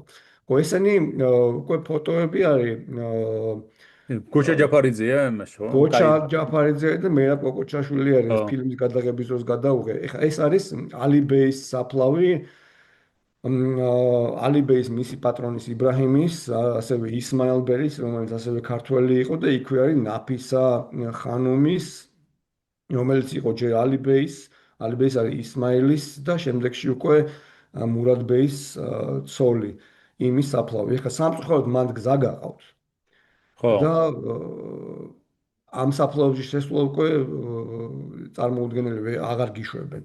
იმედია საფლავებს არ შეეხებენ, მე თითქმის ყოველკვირეულად უყურებ ხოლმე იმიდან, რა ქვია, სატელიტური იმითი, რა ქვია, Google Maps-ით და Google Earth-ით, რომ რამე ხوار ხდება მან, ეხა გზა გაყავთ დაახლოებით 150 მეტრში, მაგრამ მან შესვლა და გადაღება ეხა აკრძალულია. მარჯვენა მხარეს არის სულეიმან აღა ანაფის სახლი და საფლავი, საბილ ქუთაბი და თურბე, ასე ვთქვათ. მანდაც ვიყავით, მანდაც არ უშვებენ ეხა, რატო არ უშვებენ, არ ვიცი, იმიტომ რომ უყურებ არაფერი გზამან არ გაყავთ, მაგრამ ნუ ყოველ შემთხვევაში თუ არ მიხედეს დაინგრევა. აი ეს არის ორი საფლავი, რომელიც ეგვიპტეშია გადარჩენილი, ამ ათასობით ქართველი იყო და აი მარტო ეს ორი ადგილი დარჩა და ეს ერთი შეიძლება გააუქმოთ. აი ესეთი ამბავია. სხვათა შორის ამ ნაფისაზე მახსენდება, რომ ადრე ერთხელ დაბეჭდილი იყო ესეთი სტატია, რომ ნაფისა იყო დიდი სტრატეგოსი, რომელსაც ნაპოლეონი დააჩოქა. ესეთი ის იყო რა გაკეთებული. ხო, დააჩუქა, მაგრამ ხო, მომლაპარაკებელი ეგ იყო. ანუ ხო, თვითონ ხო გაიქცნენ ესენი რა, მურადი, იბრაჰიმი ყველანი გაქცეულები იყვნენ იმ პერიოდში და კი. მურადი რო შემოურიგდა ფრანგებს, ანუ ნაფისაც აი ამ მოლაპარაკებებში მონაწილეობა კლებერთან პირისპირ მოლაპარაკება გამართა. ანუ როგორც წესი, ხე მუსულმანი ქალი იყო და ფრანგი კაცი მარტო დატოვება მაგათი არ შეიძლებოდა. ნუ ეგ რელიგია გზავნოდა და ასე შემდეგ. ანუ გაიკლებას პირდაპირ დაუშვდა და ელაპარაკა ნაფისა მარტო, არ ვიცი ხა იქ. რაზე იყო საუბარი კაცმა არ იცის, მაგრამ ნუ ასე ვთქვათ, აი დიპლომატიურ მისიასაც იღებდა თავის თავზე, რაც ნუ წარმოუდგენელი ამბავია. თუმცა ნაფისას ქართველობაც ესე არის, რომ აი 100% ქართველი იყო, მაინდა-მაინც ვერ ვიტყვით. ნაფისა ბაიდა თეთრ მონას ნიშნავდა, როგორც წესი აღნიშნავდა ქართველს, მაგრამ ასევე შეიძლება ყოფილიყო ჩერქეზიც რა. ასე რომ ესეც სამხრივად რო ხო, არის ქართული იყო ნამდვილად მაგას ვერ ვიტყვით. ესენი არის წერილები, ყოველას როგორც წესი აინტერესებს ხოლმე რომ აი რაღაცა ხო. წერილები რა გვაქვს შემორჩენილი და ნუ აი სულ რაღაც 2-3 წერილი არის შემორჩენილი. ძირითადად არის მაინც სამეურნეო ხასიათის, თუმცა თქმა იმისაც შეიძლება რომ მიმოწერა ამათ ძალიან აქტიური ქონდათ მამლუქებს ერეკლესთან, გიორგი მე-12-სთან, სამეფო კართან ზოგადად. და ასევე აი მაგალითად მარჯვნივაც არის თუ მარცხნივ აღარ მახსოვს რომელიღაც არის ოთარ ამილახვართან, ნუ თავის ყოფილ ბატონთან რა. ანუ არა მარტო მეფესთან და სამეფო კართან, არამედ იქ რაღაც ადგილობრივ საზოგადოებასთანაც კი მიმოწერა იყო ისეთი აქტიური. შუაში არის აი, აქეთ რო რუსთველი. არის მარცხენა, რომელიც არის, იქ არის ამილახვარი აწერია ხო, კიდევაც. აი ეგ არის ოთარ ბატონს ამილახვართან. ამილახვარს. ამილახვართან არის, ეგ ხო, არის სულეიმან აღაი. წინა სლაიდზე რომ მარჯვენა მხარეზე სასახლე და საფლავი იყო, აი მაგის დაწერილი არის კანუტიშვილი იყო, გვარად ეგეც მარტყოფელი იყო. აი მარტყოფელების ასე ვთქვათ მაფია იყო იმ პერიოდში ეგვიპტეში რა, აი დეიდაშვილები იყვნენ, როგორ აღმოჩნდნენ ერთად მოიტაცეს თუ აი ცალ-ცალკე მე ერთმანეთი მონახეს, მაგას ვერ გავიგებთ, მაგრამ რაღაც მთელი კლანი იყო შექმნილი ამ მარტყოფელების და აი შუაშიო წერილია, იქ არის საუბარი იბრაჰიმ ბეგმა რომ ფული გამოგზავნო დეეჩემისთვის ეკლესია აშენეთო. აი მაგ წერილიდან ირკვევა ეგ ამბავი ზუსტად. ის ამ წერილში ისწერია რომ აი უკვე 12 წელი გავიდაო, ეს ფულიო ნაწილობრივ გაიხარჯაო და ეკლესია კიდე არ აშენებულაო. ის ეკლესია აშენდა არ აშენდა, მაინც ამაზე საბოლოო პასუხი არ აქვს. ყველა იძახის რომ კიო, მაგრამ აი ზუსტად რომელი ეკლესია, მე იძახიან რომ კომუნისტებმა დაანგრიეს, ეგ არისო, მაგრამ ესე ვერ გავიგეთ, ანუ ამას მართლა კარგი შესწავლა უნდა და ვიღაცამ რომ აიღოს და მართლა ეს საკითხი შეისწავლოს, მაგისტრანტმა თუნდაც ხო, ერთი კარგი ნაშრომი ამითი გამოუვა რა, იმიტომ რომ აქ ბევრი საინტერესო ამბებია, აი მარტყოფში მე კიდე ოქროს ფული, აი ირაკლი ფაღავარო ახსენ, ირაკლის აქვს ეხლა რაღაცა გამომიგზავნა ეხლა ხანს, რომ აი მარტყოფში ეს მისრული ოქროს ფული ტრიალებდა რა, აი ეთყობა რომ ეგვიპტიდან თავისიანებთან ფულს აგზავნიდნენ და აი ეს ფულის ტრიალი ძალიან საინტერესო მომენტი არის აი ამ ურთიერთობებში. ეს უკვე ერაყელების არის, აი იქით არის დაუდ-ფაშა, რომელიც იყო ხო. მანუელაშვილი იყო გვარად. ბოჩოლაშვილი იყო და მე მანუელაშვილები გახდნენ მისი ძმისშვილები. იმის წერილია დედამისთან, დედამისთან ჩამოდიოდა, ნუ მე დედამისმა შეუთვალა, რომ მე მუსულმანურ ქვეყანაში ვერ მოგზაურებ, დიდი ბოდიში შვილო. ძალიან ისეთი მნიშვნელოვანი საინტერესო ადამიანი იყო, საინტერესო ბედის მქონე. მარჯვენა მხარეს არის ჩვენ არქივებში არის ეს წერილი. წერილი არა, ეს არის საბუთი, რომელიც არის ვინმე აბდალაჰი იყო ეგეთი ეტობა ახალგაზრდა მამლუქი, რომელიც გაათავისუფლა სულეიმან ბუიუქი იყო, ასევე ერაყის ერთ-ერთი ქართველი მმართველი და იმან გაათავისუფლა მამლუქი, ეს ქართველი ბიჭი და გამოუშვა საქართველოში და აი ეს წერილი ის საბუთია ზუსტად რა. ეგვიპტიდანაც, ერაყიდანაც ქართველები, ქართველი მამლუქები, ქართველებს ვისაც უნდოდათ, ხო? ესე ათავისუფლებდნენ და სამშობლოში უშვებდნენ. ანუ ეს ცნობილი ფაქტია, რამდენიმე სხვა ისინიც არის, ასე ვთქვათ, ცნობები, რომ ქართველი ყოფილი მამლუქები, ყოფილი ტყვეები, როგორ გაათავისუფლეს და სამშობლოში დააბრუნეს და იქ წერია, რომ აი გლეხკაცობა ერჩინათო იმათო, ვიდრეო ფაშობაო ეგვიპტეშიო. ეგეთი ფრაზებიც არის ხო, სხვადასხვა. ახლა როგორია რა, საქართველოსთან ამდენი ასეულ კილომეტრის იქით ისლამურ ქვეყანაში ეგრე ცხოვრება, ხო? და ახალი მას მიჩვევა, ყველა სხვა არ შეუძლია ამის ხო, გაკეთება. არა, ხო, ნუ რაღაცა იცი არის ეგ რთული ამბავი, ძალიან რთული გზა არის ეს. ხა იქ რო ჩავიდო, წარმოვიდგინე, პატარა გლეხის ბიჭი არის, რა ვიცი, ალბათ ჯოხით თამაშობდა, რომ ვითომ ხმალი იყო. იქ ჩავიდო და ოქროს ხმალი აჩუქეს რა, წარმოვიდგინე. ხო, ნუ აი ხა ცხენი მისცეს და იქ რა ვიცი რა, მთელი შესაძლებლობები დაინახა. მიუხედავად ამისა, მაინც არ მოუნდა და წამოვიდა. ხო, ეს არის პირველი აღმოსავლეთცოდნე. ეხლა რადგანაც ამ სფეროზე ვლაპარაკობთ, ესეც აუცილებლად სათქმელი არის, ეს არის იუსებ წილოსანი. ძალიან საინტერესოა ჩემთვის, აი ერთ-ერთი ყველაზე საინტერესო ამბავი ეს არის და ძალიან მივიწყებული არის რატომღაც. მოკლედ 1804 წელს დაიბადა ეს კაცი ლანჩხუთში. იოსებ წილოსანი და დაახლოებით 8 წლის ასაკში მოიტაცეს. ჩაიყვანეს ფოთში, რომელშიც იქ ვიღაცა ფოთის როგორც ოსმალო ფაშამ შეიძინა და გაუშვა მიყიდა ოსმალებს. წაიყვანეს ეს კაცი კონსტანტინოპოლში რო არ ჩამომსვეს და იმაში ალექსანდრიაში ჩამომსვეს, ეს არის სწორედ რა.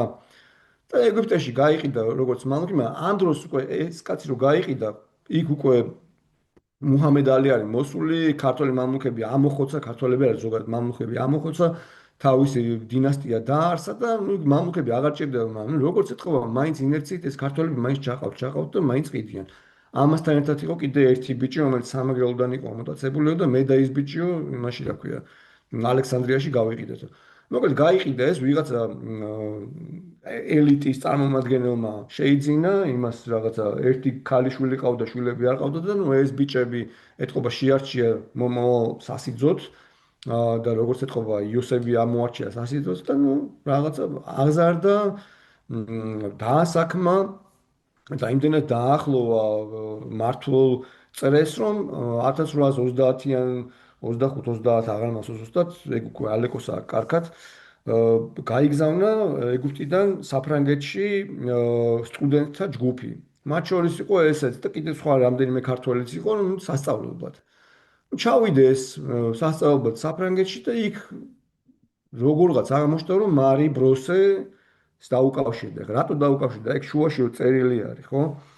ეგ არის ამ კაცის დედის მოწერილი წერილი. მარიამი ერქვა იმ დედას და ეს რამე წერილობა ჩემო შვილო სოსო იოსკა უბრალოდ როგორ მომენატრეები ნეტა შენგან რამე ვიცოდეო 1000 ადამიანი დაიკარგაო ყველა წერილებს აგზავნისო და შენა დაგემართაო რომ ერთი სიტყვითო გაგვაგებინო იქნებო ანუ ამქამა რაღაცნაირად გაარკვევრო ეს ეგვიპტეში გაყიდულო და წერილი რაღაცნაირად მიწერა და ეს წერილი ამას რაღაცნაირად მიაწოდეს მაგრამ ნუ პატარა იყო კითხვა არ იცოდა ეხლა იმათმა კითხვა არ იცოდნენ ქართულის კითხვა საიდან ისწავლიდნენ ეგვიპტეში ხო არაბული იცოდნენ ქართული არ იცოდნენ მოკლედ აი ამ კაცმა რაღაცნაირად პარიზში აღმოაჩინა ბროსე, რომელსაც ეთყობა ეს წერილი გააშიფრინა, იმიტომ რომ ეს წერილი მე პროცესს დარჩა. პროცესს არქივიდან არის ამოღებული. და დაკრა ფეხი და პარიზიდან ჩავიდა სტამბულში, რუსეთის საელჩოში მივიდა, ითხოვა მოქალაქეობა და ჩამოვიდა საქართველოში. ხა ამას ქონა ინჟინრის ძალიან კარგი გამოცდილება, ენები იცოდა, ხო, ფრანგულად სწავლობდა, არაბული თავისთავად იცოდა, სხვა ევროპული ენებიც იცოდა და დაასაქმეს მთავარ მართებლის კანცელარიაში თარჯიმანად და მთელი ცხოვრება თარჯიმანად იმუშავა. თუმცა იქ რაღაცა პატარა ბიზნესებიც ქონდა, ვერაზე სახლი იყიდა, იქ რაღაცა დუქანი გახსნა, რაღაც კავკასიურ ომებშიც მონაწილეობა მიიღო და რაც თავი ხე პირველი აღმოსავლეთ ცოდნე რატომ იწერია, რომ პირველი ადამიანია, რომელმაც გამოსცა ლექსიკონი და არაბული ენის სასწავლო წიგნი. ორი წიგნია გამოცემული, მესამეს დაწერილი ქონა, მაგის მესამე დაიკარგა. ეს წიგნი ჩვენთან ბიბლიოთეკაში ძდებს, ინტერნეტში შეიძლება რომ მოიძიო, ეს არის, რა ქვია, სასაუბრო არის, ერთი თურქულ, ფრანგულ, რუსული და ასევე თურქულ, ფრანგულ და რუსულ, ფრანგული და რუსულ, თურქული, ისიც თუ არაბული ლექსიკონიც აქვს შედგენილი. ნუ ესეთი მეცნიერი ადამიანი იყო და თან მრავალმხრივ ნიჭიერი ამის არქივის სამწუხაროდ ხო ამის შესახებ გამოსცა იუს არჯევანიძემ 1940-იან წლებში დაახლოებით დაიწერა ესეთ ფელეტონი და ეს მთელი მასალები ამ არჯევანიძეს გადასცა ოჯახმა. არჯევანიძე რომ გარდაიცვალა, ეს მასალები დაიკარგა. ანუ აი ეს ყველაფერი დოკუმენტები, რაღაცები რაც იყო, ყველაფერი გაქრა ამ კაცის შესახებ. მაგრამ ნუ აი ეს ისტორია შემორჩა და ნუ კარგი იქნება რომ ვიღაცამ კიდევ ერთხელ ამოწიოს, იმიტომ რომ ნანახი მაქვს არქივებში ამის სხვა რაღაც წერილებიც არის, ბოლომდე ვეღარ მივსდიე, იმიტომ სხვა რაღაცებს ვკითხულობდი, მაგრამ ბევრი საინტერესო მასალა არის ამის შესახებ რა. ეს მე მთელი ცხოვრება ცდილობდა რომ ეგვიპტეში რაღაცა ქონება ქონდა, ცოლად რომ უნდა მოეყვანა ამ თავისი ბატონის შვილი, აი იმ ქონებას იმაშობა ედავება ამ მეორე ქართულ მამლუქ სელიმს და მთელი მიმოწერები არის თქვა და იქ მთელი ის არის სასამართლო დავები და გარჩევები და მოკლედ ეს რადგან ქრისტიანი გახდა იმას აღარ შეუძლია იქ რომ რაღაცა მემკვიდრეობაზე პრეტენზია განაცხადოს და მთელი ის არის რა ასე ვთქვათ რომანია რა ამ კაცის თავგადასავალი რა ძალიან საინტერესოა სამწუხაროდ დედამის ვეღარ ჩამოვუსწრო მაგრამ ერთ-ერთი ადამიანი რომელიც საქართველოში დაბრუნდა და ვიცით ვინც არის ხო, იმიტომ რომ ხო, მე მახსოვს კიდევ ერთი იყო სომეხი მამლუქი, რომელიც დაბრუნდა არა ეგვიპტიდან, არამედ საფრანგეთიდან. კი, კი. ხო, ესაც საფრანგეთიდან ნაპოლეონისგან. ჩამოვიდა. ხო, და ის სომხეთში დაბრუნდა, მახსოვს მიქაბერიძე მიპოვა კი, კი, შარშან, მე მგონი. მიყვარული. ხო, ეგ ისა, რა ქვია, წყარო ერევნიდან, რომ აი ეს დაბრუნდა უკვე და მე რუსეთის არმიაშიც კი იმსახურა იმაში.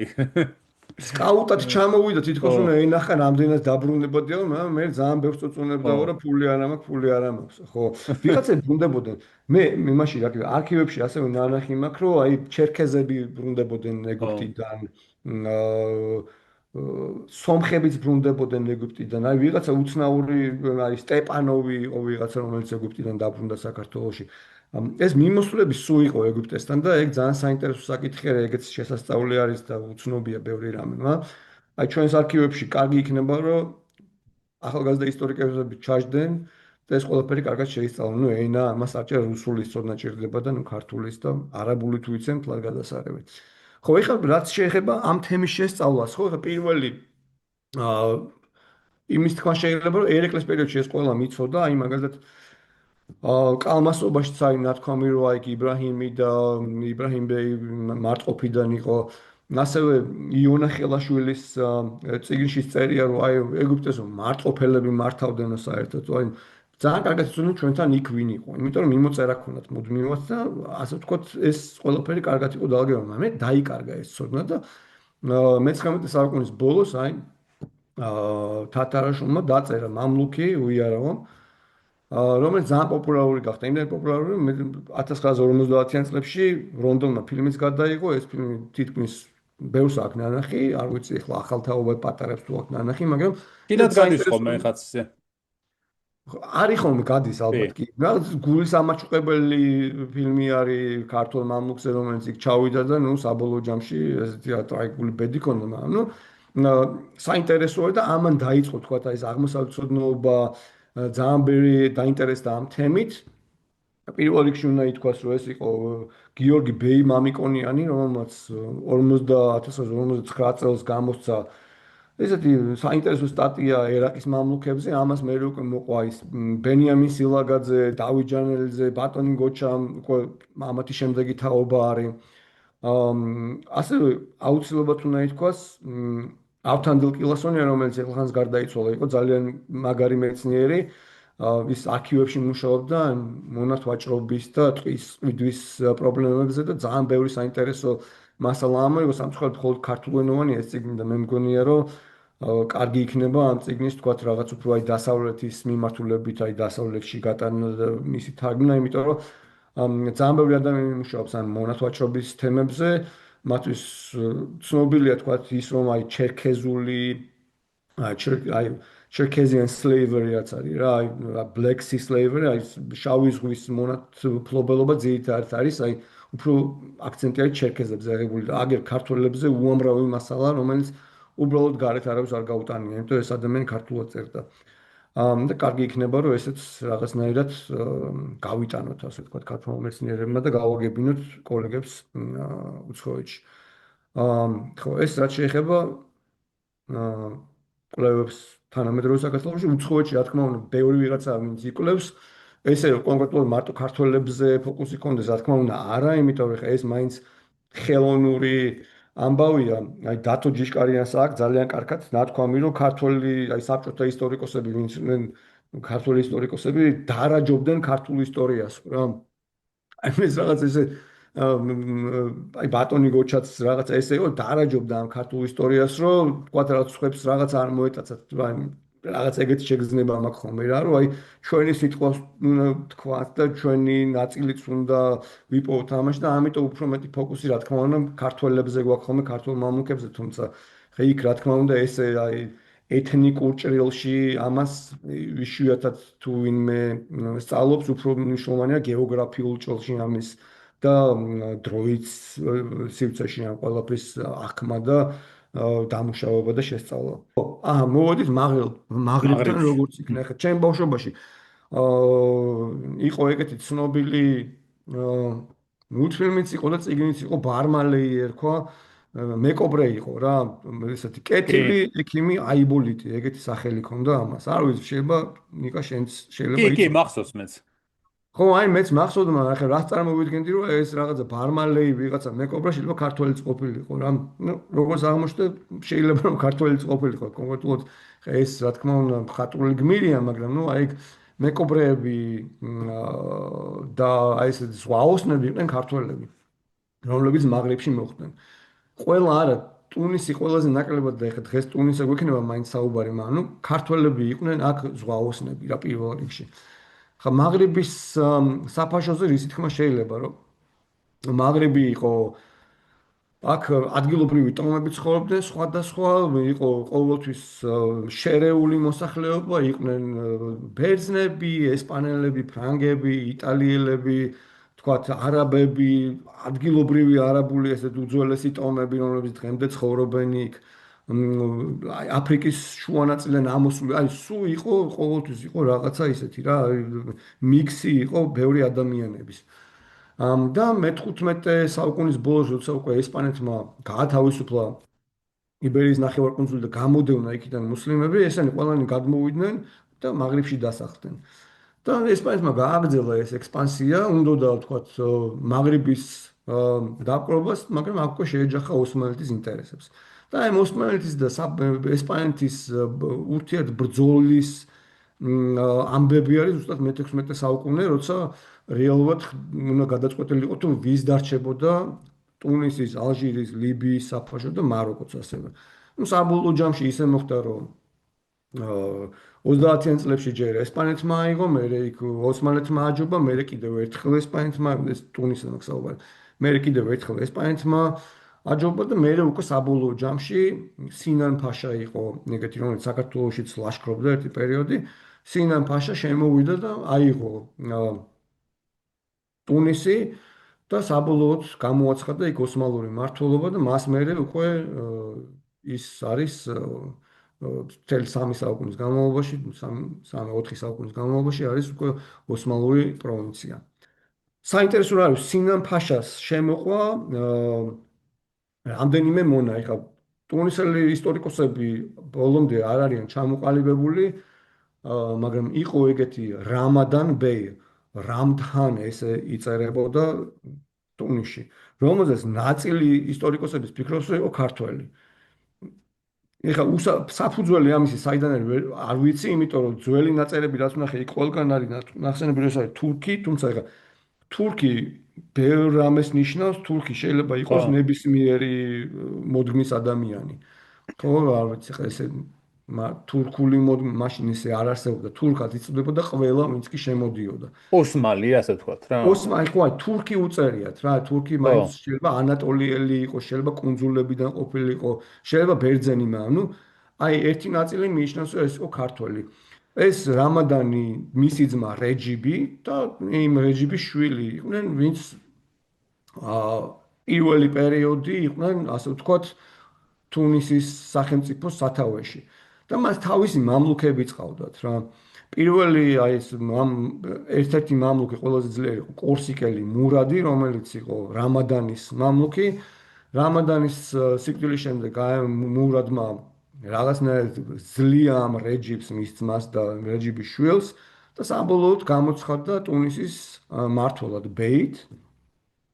და თავისი დინასტია ჩამოაყალიბა და აარსა უბრალოდ, რომელიც მთელი მე-17 საუკუნის განმავლობაში იყო ტუნისის მმართველი. ეხლა ტუნისი ერთ-ერთი ისეთი მეკობრული და კაპერული საფაშო იყო, აქ იყვნენ მეკობრეები, რომლებიც თავს ესხმოდნენ ქრისტიან და არა მხოლოდ ქრისტიან მეებს რა ქვია ქვეყნებს, მათ მეებს რა ქვია ნავებს. მოკლედ მეკობრეები იყვნენ, რაც პირდაპირ გაგებით რა, წინა სლაიდში როგორც იყო რომ მეკობრევა ჩვენი ზუსტად ეგენი ხო. იყვნენ ტუნისშიც. თავს ესხმოდნენ, იტაცებდნენ, თუმცა იქ შიდა ეკონომიკაც იყო, იქ მოყავდათ რაღაც მარცვლეული, სხვადასხვა აგრიკულტურული ნაწარმი, მაგრამ მთავარი შემოსავალი იყო მაინც მეკობრეობა ამ ქვეყნის. ტუნის ყოველთვის ჰქონდა რაღაცნაირი წინააღმდეგობა თავის მეზობელ საფაშოებთან, იქ პირველობისთვის იყო ყოველთვის ბრძოლა, ალჟირი ყოველთვის უფრო ძლიერი იყო ვიდრე ტუნისი და ტრიპოლი, ამიტომ ტუნისი და ტრიპოლი ერთმანეთს ებრძოდნენ, როგორც წესი ალჟირიც იქ რაღაც ყოველთვის ერეოდა მათ საქმეებში. მოკლედ ძალიან ესეთი არეული სიტუაცია იყო და ამაზე ხა ძალიან ბევრს აღარ იმას ვიზავ, აღარ დავიხარჯები და აღარ გადავალ მსმენელსაც. ესე იგი მე-18 საუკუნის დასაწყისში მოდის მეორე დინასტია, ესენი არიან ჰუსეინიდები, რომელიც 250 წლის განმავლობაში მართავდნენ ტუნისს. ხა რომ ამბობ, რომ აი ყოველთვის ვეძებ ხოლმე რაღაცა საქართველოსთან რა შეიძლება რომ საერთოდ ერთადერთი რაც მონახე არის აი ეს პატარა ეტიკეტი, რომელიც არის სურფინის ლიკიორი, რომელიც თბილისში ჩამოსხმული და 1854 წელს იყიდებოდა იქ ლონდონში, ბრიუსელში, ასე შემდეგ და ტუნისში. ძალიან გამიკვირდა, ბევრი ვეძებე ეს მეღვინოვი ვინ იყო, სომეხი ვაჭარი იყო, რომელიც ეთყობა ესეთი მაგარ სასმელებსაც ხდიდა და რა მაგვარი გვარი აქვს მეღვინოვი. ხო, აი მეღვინოვი იყო ესეთი. მეღვინეა რა. მეღვინეა, ხო, ბევრი ვერაფერი ვერ გავარკვიე რა. შეიძლება არც იყოს სომეხი ისე. იცი რა, იყო. იმიტომ ხო. რომ აღარ მახსოვს ხა ზუსტად რომელიღაცა ქალაქის თავი მოკლეს და ეს კაცი დაკითხეს და მისი ბიძაშვილი აღმოჩნდა. ხო, არ ვიცი ზუსტად, მაგრამ ისეთ შტაბში დამჭა ესეც მისი ხო რა სომეხი ვაჭარი. ხო რა, იცი, ქართველებიც ხო იკეთებდნენ ხოლმე ზოგჯერ ეგრე გვარებს რა, აი რუსულ დაბოლოებას რო აძლევდნენ ხოლმე. შესაბამისად მე მაგიტო წარმოვიდგინე რომ მეღვინე შეიძლება ყოფილიყო ვიღაცა და მე გვარად ექცია მეთქი. აი ბევრი ვეძებ, სხვათა შორის და ეს ვერც ეს გვარი ვერ ვნახე ვერსად. აი ერთი ეგ ფრაგმენტი იყო რომ რაღაცა დაკითხვის ის იყო რა ამბავი. და ეს ეტიკეტი სხვაგან ვერსად ვერ ვნახე. ან ტუნისში როგორ ჩადიოდა საქართველოსთან სასმელი, ეგეც ვერ გავიგე, ანი გვინი ხმარდა, მაგრამ მაგასაც მე მოვყვები ხე ტუნისშიც იყვნენ სმელი ხალხი იყო. რა უცხო ეტიკეტი აქვს თან გეგონება იმ ლათინურ ამერიკაში ან კარიბის ზღვას იყო დამზადებული. ხო. მე რეხ ვეძებდი ამ სურფინი მეთქი გავსინჯო ერთი როგორი რაღაცა, ნუ როგორც იყო რაღაცა ანისის მაგვარი ისეთია რა, აი რაკი როგორიც არის, აი რაღაც ანისზე ბალახეული ის არის რა ლიქიორი, ხა მაშინ რა გემოქონდა და რა იყო კაცმა არ იცის, მაგრამ ნუ რა ვიცი. ისეთი ეტიკეტია ხო იცი, აი საექსპორტო რო არის რა, იმათვის რომ მისაღები იყოს, რა დახედავს და ბრიტანეთის ნაცნობია. იმპერიის გაკეთებულს რო გავს რაღაცა ეგრე. ხო, ხო. ეს იდენტიკეტი იმაშია ჩვენთან ანუ ბიბლიოთეკის ხო, საიტიდან ჩამოვთქვით. ხო, ეს არის ტუნისის რუკარი, დღემდე დაახლოებით იგივე ფარგლებია, რაც მაშინაც ხო, ჰქონდა. ტუნისთან არის ასევე ყველაზე ახლოს კუნძული მალტა და საინტერესო ის არის, რომ მაგალითად 1715 წელს როცა სულხან-საბა ორბელიანი იყო მალტაში, იქ ნახა რაღაც ქართველი ისინი გათავისუფლებული ტყვეები, ანუ იქ მალტელებმა გამოგლიჯეს ხელიდან, ასე ვთქვათ, ქართველები ეს მუსულმან მონათ ვაჭრებს. მათ შორის ჩამოთვლილი გურულიო იმერელი იყო ვიღაცა გუგუნა ვაგვარა და აფხაზი ვნახეო რომელიც ქართულად ლაპარაკობდა რატო იცოდა ამ აფხაზმა ქართული კი არ ვიციო მაგრამ იყო ანუ ეგ რას ნიშნავს რომ იმ პერიოდში მე-18 საუკუნის დასაწყისში თქვა ქართველი მონები ან ქართველი ტყვეები იგზავნებოდნენ ამ მაგრების ქვეყნებში და ნუ მალტელები როგორც ქრისტიანები ამათ ტაცებდნენ ხოლმე და ათავისუფლებდნენ თავისთან ჩაყავდათ კუნძულს ხო, ეს არის მარჯვენა მხარეს ჯერ სანამ მაგაზე ხო, გადავალთ არის ძალიან მაგარი მკვლევარი არის ტუნისელი მუჰამედ უალდი რომელსაც წიგნი გამოსცა მამლუქებზე ტუნისში არქივებში აქვს ნამუშევარი არა მარტო ქართველებზე რა თქმა უნდა ბევრ ზოგადად მამლუქთა ფენაზე და მამლუქებზე არის ერთ-ერთი ძალიან ისეთი იშვიათი და ძალიან კარგი კვლევა არის მამლუქების შესახებ ვინმე თუ ხართ დაინტერესებული და ფრანგულით იცით, ეს არის გადასარევი წიგნი, რომელიც ინტერნეტშიც დევს და შეგიძლიათ ისეთი უფასოდ წაიკითხოთ. კაი, შემდეგ სლაიდზე რო გადავიდეთ, ხა პირველი რაც საინტერესო არის, მე-17 საუკუნის შუაში ვხედავთ თუნისში ლაზებს. ლაზები კიდე ცალკე შესასწავლი თემა, რომელიც ჩვენ კარგად ავიცით, ეგვიპტეში ჩანან ლაზები, მაღრიბში არიან, რა თქმა უნდა, სტამბულშიც არიან. ჩვენ ლაზებთან ყოველთვის რაღაც ნათესაური გრძნობები გვაქვს და ამიტომაც როცა ლაზს დავინახო ყოველთვის რაღაცნაირად გამოვყოფ ხოლმე ან ხას უსვავ და ვიმახსოვრებ. ეხენ სამი ლაზი დეი იყო. დეიები იყვნენ იანიჩარების, ანუ თურქული გარნიზონის მმართველები და სამი ზედიზედ ესეთი ლაზი დეი იყო, რომელიც მნიშვნელოვანი პოზიცია იყო ტუნისში, თითქმის მეორე ადამიანი იყო. ფაშას შემდეგ, რომელიც ანტონის ასე ვთქვათ მართავდა და დღემდე არის შემორჩენილი ვთქვათ მათი საფლავები, აგერეთის მეჩეთიც არის, მადრასა და ასე შემდეგ. წლების წერია 1652-დან 1666-მდე იყო ერთ-ერთი მათგანი. დაახლოებით 70-იან წლებშიც კიდევ ერთი იყო, 50-იანებშიც კიდევ ერთი იყო. და მოკლედ ეს ისინი რა ქვია, ლაზები მოკლედ იყვნენ საკმაოდ კარგად წარმოდგენილი. ტუნისში დღემდე არის, თქვათ, მათი გეოგრაფიულ სახელწოდებებში დღემდე ვხედავთ ლაზების, აი ქუჩა არის, მადრასა არის და ასე შემდეგ. კაი, შემდეგზე გადავიდეთ, ხო. ეხლა საიდანაც ზოგადად ამ ტუნისის ქართულ მამლუქებზე გავედი არის აი აქ რო წიგნი ჩანს, ეს არის იბნ აბი ალ-დიაფი, ეგეთი ავტორი არის, აი ეგვიპტეში არის ძალიან ისეთი იყო ძალიან ცნობილი ასე ვთქვათ ისტორიკოსი და ჟამთაღწელი როგორც ჩვენში ამბობენ ალ-ჯაბარტი. აი იგივე არის ამის ეკვივალენტი არის ალ-ჯაბარტის ეს ალ-დიაფი, რომელიც 8 ტომეული დაწერა ტუნისის ისტორიაზე, ის იყო დაახლოებული მმართველ-კართან, ის იყო მდივანი, იყო რამდენიმე მმართველის, ამიტომ ძალიან კარგად იცოდა იქ კარზე რა ხდებოდა, ვინ იყო და აღწერილი აქვს ესენი ძალიან კარგად და ბოლო ორ ტომში არის ჩამოწერილი ბიოგრაფიები იმ ადამიანების, ვინც ნუ მან ჩათვალა მნიშვნელოვნად იმ პერიოდის ტუნისში. 34 მამლუქი არის და აქედან 16 არის ქართველი. 6 არა აქვს საერთოდ ეროვნება დასახელებული, ანუ შეგვიძლია ვთქვათ, რომ 28-დან 16 იყო ქართველი. ანუ ნახევარზე მეტი აი ტუნისში მყოფი მამლუქები იყვნენ ქართველები რაღაცა პერიოდში მაინც. ძალიან ბევრი ჩაყავდათ.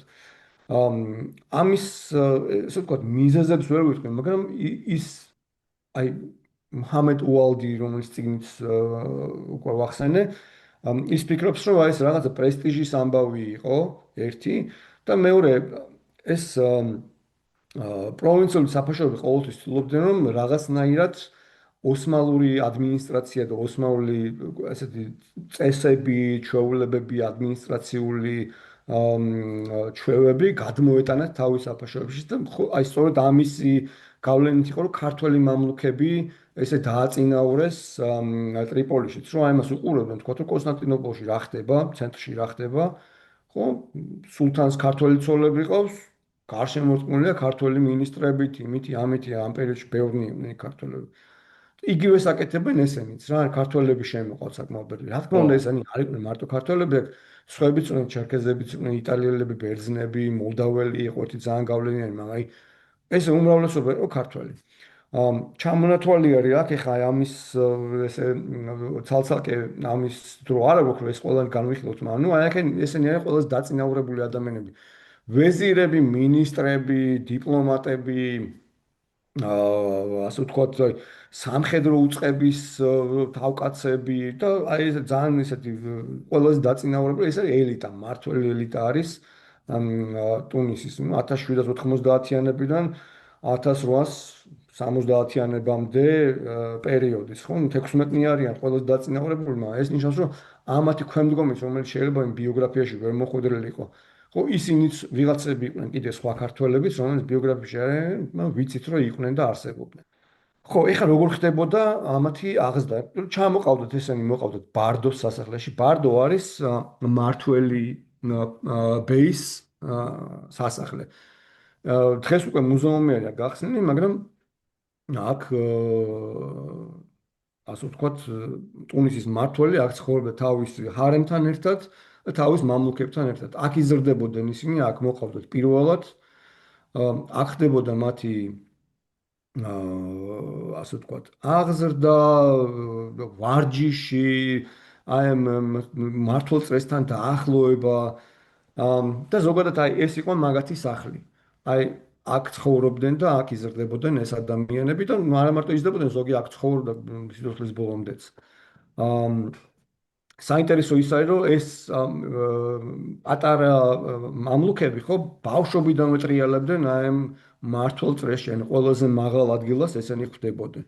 ამიტომ თქვა ისინი ცხოვრობდნენ შედარებით ფუფუნებაში, შედარებით ყველაზე კარგ პირობებში, ყველაფერი ქონდათ, არაფერი არ ჭირდებოდათ. მაგრამ ნუ უნდა გამოეჩინათ რა განსაკუთრებული ერთგულება, რაღაცა ტალანტები და ნუ იყო პერიოდები, როცა ძალიან ეს რთული და ესეთი მკაცრი გამზრდელებიც ყავდათ, მაგალითად ერთი იყო მოლდაველი მამლუქი, რომელიც ძალიან აწვალებდა ამ პატარა ბავშვებს და მამლუქებს და ნუ ერთხელაც სამი ქართველებად არიან დასახელებული, სამი ქართველი მამლუქი და რაღაცა მოილაპარაკეს, რომ ფაშას მოუკლავთო და მე ამას დავაბრალებთო და იქნებო ეს ჩვენი გამზრდელიო, რომ ვითომ იმან მოკლაო.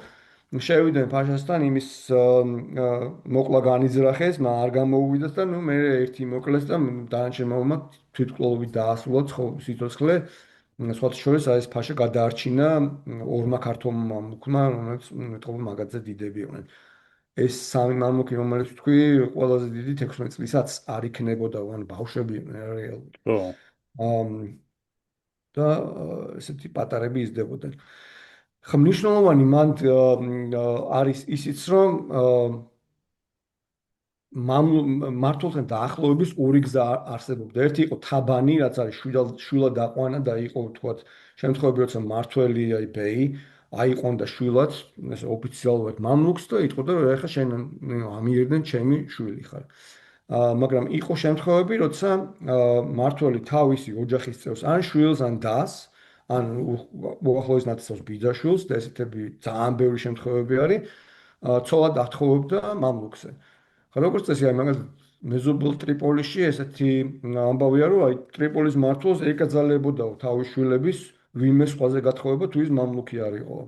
აქაც დაახლოებით იგივე პრაქტიკა არის რა, იმ ქორწინებები როგორც წესი ეს პოლიტიკური ალიანსებისთვის გამოიყენებოდა, მაგრამ როგორც წესი ეს ყოველთვის ერთი ქალიშვილი, ან ორი, მაინც ყოველთვის იყო გათხოვილი ქართულ მამლუქზე. ქართულზე, არა ქართულზე, ანუ ქართული მამლუქები ძალიან ხშირი და ბევრნი არიან. ეხლა ამ სახელების ჩამოთვლას აღარ დავიწყებ, მაგრამ სწორედ აი ამ კავშირების გამო რამდენიმე ქართველი, 3 თუ 4 ქართველი მამლუქი არის შესული არის ეგეთი გამოცემა ბურკეს სოფლიოს ასე ვთქვათ Royal Family Book of Royal Families of the World ეგრე ქვია ამ ხო. წიგნს და აი ცნობარი არის თქვა აი სამეფო ოჯახების და ამ სამეფო ოჯახის პირველი როგორც ვიპოვეს ქართველი მამლუქები ეგ იყო სხვა შეიძლება ამ ცნობარს უყურავდი რა და მანდ ნახე რომ ქართველები იყვნენ ტუნისში და მეთქი რა უნდათ ამათ აქ მე ნელ-ნელა მივაკვლიე დანარჩენ ინფორმაციას ხო აი ეს ქართველები შესულები არიან აი ცნობარში როგორც ტუნისის სამეფო ოჯახის წევრები ვინ იყვნენ ეს ქართველი მამლუქები როგორც წესი ხშირად არ ვიცით მაგრამ ვიცით რომ ისინი ხდებოდნენ უფრო ხშირად მიყვებოდნენ სამხედრო კარიერას, პირველ თავიდან ხდებოდნენ აღა იყო ოფიცერი, მერე ბაშა აღა, რომელიც იყო უფროსი ოფიცერი. შემდგომში ეხლა უფრო ისეთი ნიჭიერები დაწინაურებული იგზავნებოდნენ პროვინციული ქალაქების გამგებლებად და ადმინისტრატორებად, ზოგი უკვე ცენტრალური არმიის რიგებში ირჩებოდა. და ნუ მე უკვე ნელ-ნელა ვთქვათ, აღწევდნენ უფრო და უფრო მეტ წარმატებებს ადმინისტრაციული და სამხედრო კუთხით დაწინაურებულები იყვნენ, ისე მინისტრები ხდებოდნენ. იყო თქვათ მეორე წება მამლუქების, რომლებიც იყვნენ უფრო აი ხაზინაში მუშაობდნენ, ფინანსისტები იყვნენ, დიპლომატები იყვნენ, გადამწერები და თქვათ დიპლომატიურ მისიებში დადიოდნენ, ხშირი იყო თქვათ, რომ სტამბულში მიავლენდნენ ხოლმე ტუნისის მმართველები ქართველ მამლუქებს იმის გამო რომ იქ თქვათ სულთნის კარზე საკმაოდ ბევრი ქართველი იყო და შეიძლება რაღაცა ენობრივი ამბავიც ყოფილიყო, იმიტომ რომ აი ეს მუჰამედ უალდი, რომელიც თქვის ტუნისელი მკვლევარი, ის ფიქრობს, რომ ქართველების და ჩერქეზებიც საკუთარ ენას იყენებდნენ ტუნისში ესე საურთიერთოდ რა, ლაპარაკისთვის, ერთმანეთთან სალაპარაკოდ თავის ენას იყენებდნენ და არა ოსმალურს ან არაბულს, რომელიც მოეთხოვებოდათ. ამის ესეთი პირდაპირი მტკიცებულება არ მაქვს, მაგრამ ნუ მისი ამ ადამიანს ტუნისური არქივები ძალიან კარგად არის ნანახი და სავარაუდოდ რაღაცა მინიშნებები იქ არის, რომ ეს ხალხი ქართულად ლაპარაკობდა. რა თქმა უნდა, წერა კითხვა მათ არ იწოდნენ, მაგრამ საუბარი შეეძლოს რა თქმა უნდა. ხო, ეს უკვე არის ოსმალური ტუნისის საჯარისო ფორმები, მანდ უკვე მოხდა ისეთი რაღაცა, რომ აი მე-18 საუკუნის შუაში, უკვე აი ნაპოლეონის გავლენით თელმა ოსმალეთის იმპერიის შემადგენელმა ნაწილებმა დაიწყეს რაღაცა საჯარისო რეფორმების განხორციელება, იღებდნენ ვალს და ნუ ეს გამოიხატებოდა როგორც წესი რაღაცა უფრო კარგი იარაღის შეძენაში და სამხედრო ფორმებში და რაღაცა სწავლებებში. ნუ ერთ-ერთი ესეც არის, აქ უკვე ევროპელების ჩანახატებია თუ როგორ გამოიყურებოდნენ артиლერისტები და კავალერისტები და ფრანგებსაც გვანან იმით ფორმებით გარკვეულწილად. ხო, ანუ საფრანგეთიდან ქონდათ აღებული რა, ესენი ყოველთვის რაღაც საფრანგეთზე ორიენტირებული ის ქონდათ რა ქვია, იმიტომ საფრანგეთის საელჩო ყველაზე ძლიერი იყო, საფრანგეთი და ინგლისი ყოველთვის ერთმანეთს აბალანსებდა რაღაცნაირად, მაგრამ ნუ ხშირად იყო რომ ესენი უფრო დღემდე ფრანგულენოვანი არის ტუნისი იმის გამო რომ 1891 წელს მე საფრანგეთმა მათი ოკუპაცია მოახდინა, მაგრამ ნუ ყოველთვის საფრანგეთს განსაკუთრებული ინტერესი ჰქონდა და აი ეს სამხედრო აი დახმარებების რეფორმების დახმარები და ასე შემდეგ საფრანგეთი ყოველთვის ძალიან აქტიური იყო. ისე რა არის საინტერესო, იცი? აი ეს წითელი შარულები რო აცვიათ და ლურჯი ისინი, აი საფრანგეთის არმიის ფორმა ვისაც უნახავს იგივე პრუსია საფრანგეთის ომის დროს და ასევე ნაპოლეონის მექსიკური ექსპედიცია იყო ნაპოლეონ მე-3-ისა. აი მაგ პერიოდში იყო ძალიან აქტუალური, აი ესეთი ცოტა ფარფაშა აღმოსავლური შარვალი და ლურჯი ფორმა, რომელიც აშკარად აი აქაც დაახლოებით მსგავსი ისე რაღაცა გვაქვს, იმასთან ახლო არის ესეც რა. ასევე თავსაბურავები და ის საინტერესოა კიდევ რომ ოსმალეთის იმპერიაში ძალიან იყო დამკვიდრებული წითელი ქუდი ფესი რასაც ეწოდებოდა ხო ეს მე მგონი მაღრიბიდან არის ხო შესული ეს ტუნისიდან არის დღემდე კესტება ფესი ხო იმაშია მაროკოშია თვითონ ფესი ხო ფეს ეძახიან ამას მაგრამ ტუნისში კეთდებოდა აი ანუ მაგის პოპულარიზაცია მოხდა სტამბულიდან. სტამბულში ვიღაცამ გაიკეთა, დაიხურა და მე ყველას მოეწონა და ჩათვალეს რომ ეს უნდა იყოს. სტამბულში ათათურქმა არ მოხდა მე. ხო, და ნუ მე რაღაცა საჯარის ფორმებში შევიდა. არ ვიცი, ეს ფორმები მართალი გითხრა, შეიძლება ჩამოწერილი ფრანგული ფორმებიც იყო. წარმოადგენა არ მაქვს, მაგრამ ნუ რაც შეიძლება მეტად მიამსგავსეს ევროპულს. ხო. ხო, ეხლა მართველებს რაც შეეხება, ხო, აი ეს ახლა ძალიან საინტერესო არის ალი ფაშა და ჰამუდა ფაშა. ალი ფაშა იყო 1756 წლიდან, აა როცა გახდა ტუნისის ფაშა, ის ერთი პერიოდი იყო დევნილი ალჟირში და ალჟირში ყოფნის დროს მოიყვანა სამი ქართველი მონა ცოლად. ერთ-ერთი ქალი იყო, აი სწორედ აი შემდეგი ჰამუდა ფაშას დედა. მაჰბუბა ერქვა იმ ქალს. და მოკლედ აი მთელი კვლევები არსებობს ამაზე ქართველი ქალების შემოყვანა როგორ მოხდა ტუნისში და როგორ შეიცვალა ამითი ტუნისის მმართველის კარი, რამდენად სხვანაირი გახდა, იმიტომ რომ აქამდე თუ ადგილობრივი ქალები მოყავდათ, თქვა ადგილობრივი ტომის, ბელადების შვილები და ასე შემდეგ, ეხა უცბად მოხდა ის, რომ რაღაცა სხვანაირი ინტრიგა შემოვიდა ჰარემში, უფრო სხვანაირი ცოდნა შემოვიდა ჰარემებში თქვა მუსიკის დაკვრა დაიწყეს ამ ჰარემის ქალებმა მოითხოვეს რომ მათ მოგზაურობა უნდათ რაღაცა წმინდანების ადგილების ნახვა და ასე შემდეგ ალჟირიდან ვიღაცები ამათთან სტუმრად ჩამოდიან ესენი სადღაც მიდიან ანუ უფრო რაღაცა გამოცოცხლებული გახდა ეს ჰარემი და აა აი ამ სწორედ ამ ქართველი ქალების შემოყვანის გამო ალი ფაშას და ჰამუდა ფაშას პერიოდში არის რომ აი ძალიან ბევრი ქართველი რო შემოიყვანეს. იმდენად ბევრი რომ თქვა აი ჰამუდა ფაშას თავისი ისინი მხლებლები ყავდა რომ ქართველი მამლუქებიო რომლებთან ერთად ღვინოსაც სვავდაო და ეგო ერთ ევროპელ მოგზაურს აქვს ნათქვამი რომ იმდენად ბევრს სვავდაო რომ ესო რაღაცა ჩრდილოელ მართლს უფრო გავდაო ვიდრე აღმოსავლეთისასო რა ანუ აი დებოშები ქონდა სვავდნენ და იქ რაღაცა და მე რა თქმა უნდა რაღაცა შეემთხვათ ამაზე აღარ დავწმუნდები და ამის გამო მე უარი თქვა და ყველას აუგრძალა დალევა როგორც ხდება ხოლმე მაგრამ ნუ აი ეს რაღაც ის იყო რა ეს რაღაც ქართული მომენტი მან და რომ აი ამ თავის მამლუქებთან ერთად სვავდა და მე დებოშებს აწყობდა ქუჩებში აა ისეთ ძალიან საინტერესო ისტორია აქვს ამასაც რაღაც შვილი არ ყავდა მოიყვანა ცოლად ვიღაცა პატარა ქართველი გოგო რომელზეც იყო უსაზღვროდ შეყვარებული თუმცა მის ჰარემში რაღაც 30 სხვა ქართველიც იყო და დარწმუნებული ვარ ქართველების გარდა კიდე სხვაებიც იყვნენ მაგრამ ერთი პატარა ვიღაცა ახალგაზრდა გოგონაზე ჭკუა გადაეკეტა და ნუ ის გარდაიცვალა და ის რომ გარდაიცვალა ამის შემდეგ ხელი ჩაიქნია და მოკლედ უშუალოდ ასე ვთქვათ გარდაიცვალა ეს ჩვენი ჰამუდა ფაშა აა მის მიერ არის ძალიან ბევრი ადამიანი დაწინაურებული და ასე ვთქვათ ამ ჰუსეინიანების დინასტიაში სხვადასხვა ცვლილებები იყო საბოლოო ჯამში მე აი 1837 წელს მოვიდა აჰმედ ბეი რომელიც აქ მარცხენა მხარეზე არის და სწორედ აჰმედ ბეის პერიოდში მოხდა ტუნისის ჩართვა ყირიმის ომში. ყირიმის ომი ჩვენთვის საინტერესოა, იმიტომ რომ ყირიმის ომის რაღაცა პერიპეტიები საქართველოსიც იყო, მაგრამ ის რომ თქვა ტუნისის არმია საქართველოში იმყოფებოდა ამის შესახებ საქართველოში ცნობილი არ არის. ერთ-ერთი აი ხა ეს რაღაცა ლექსი ვნახე შემთხვევით, რომელშიც წერია რომ აი ხოჯიოღლის რომუქია სულთან მეჯიდის ჯენგია ყოველი კაცი ფეხზე დადგა თუნუს ინგლისი ფრენგია და ასე შემდეგ. თუნუსი ტუნისელები. ანუ იქ ხალხურ შემოქმედებაში აი ხალხის დონეზე იქ იცოდნენ რომ ოკუპანტები ვინც იყვნენ ეს ისე ქვია ოსმალური ჯარის თავარი წარმომადგენლები იყვნენ თუნისელები. თუმცა ეს აი ჩვენ რაღაც ისტორიაში აღარ შემორჩენილა. ამის ერთი მიზეზი ის არის რომ ესენი აქტიურად არ მონაწილეობდნენ სამხედრო მოქმედებებში ეს იყო უფრო საგარნიზონო ჯარი, მაგრამ მიუხედავად ამისა, ამ მათი ისტორია ძალიან საინტერესოა.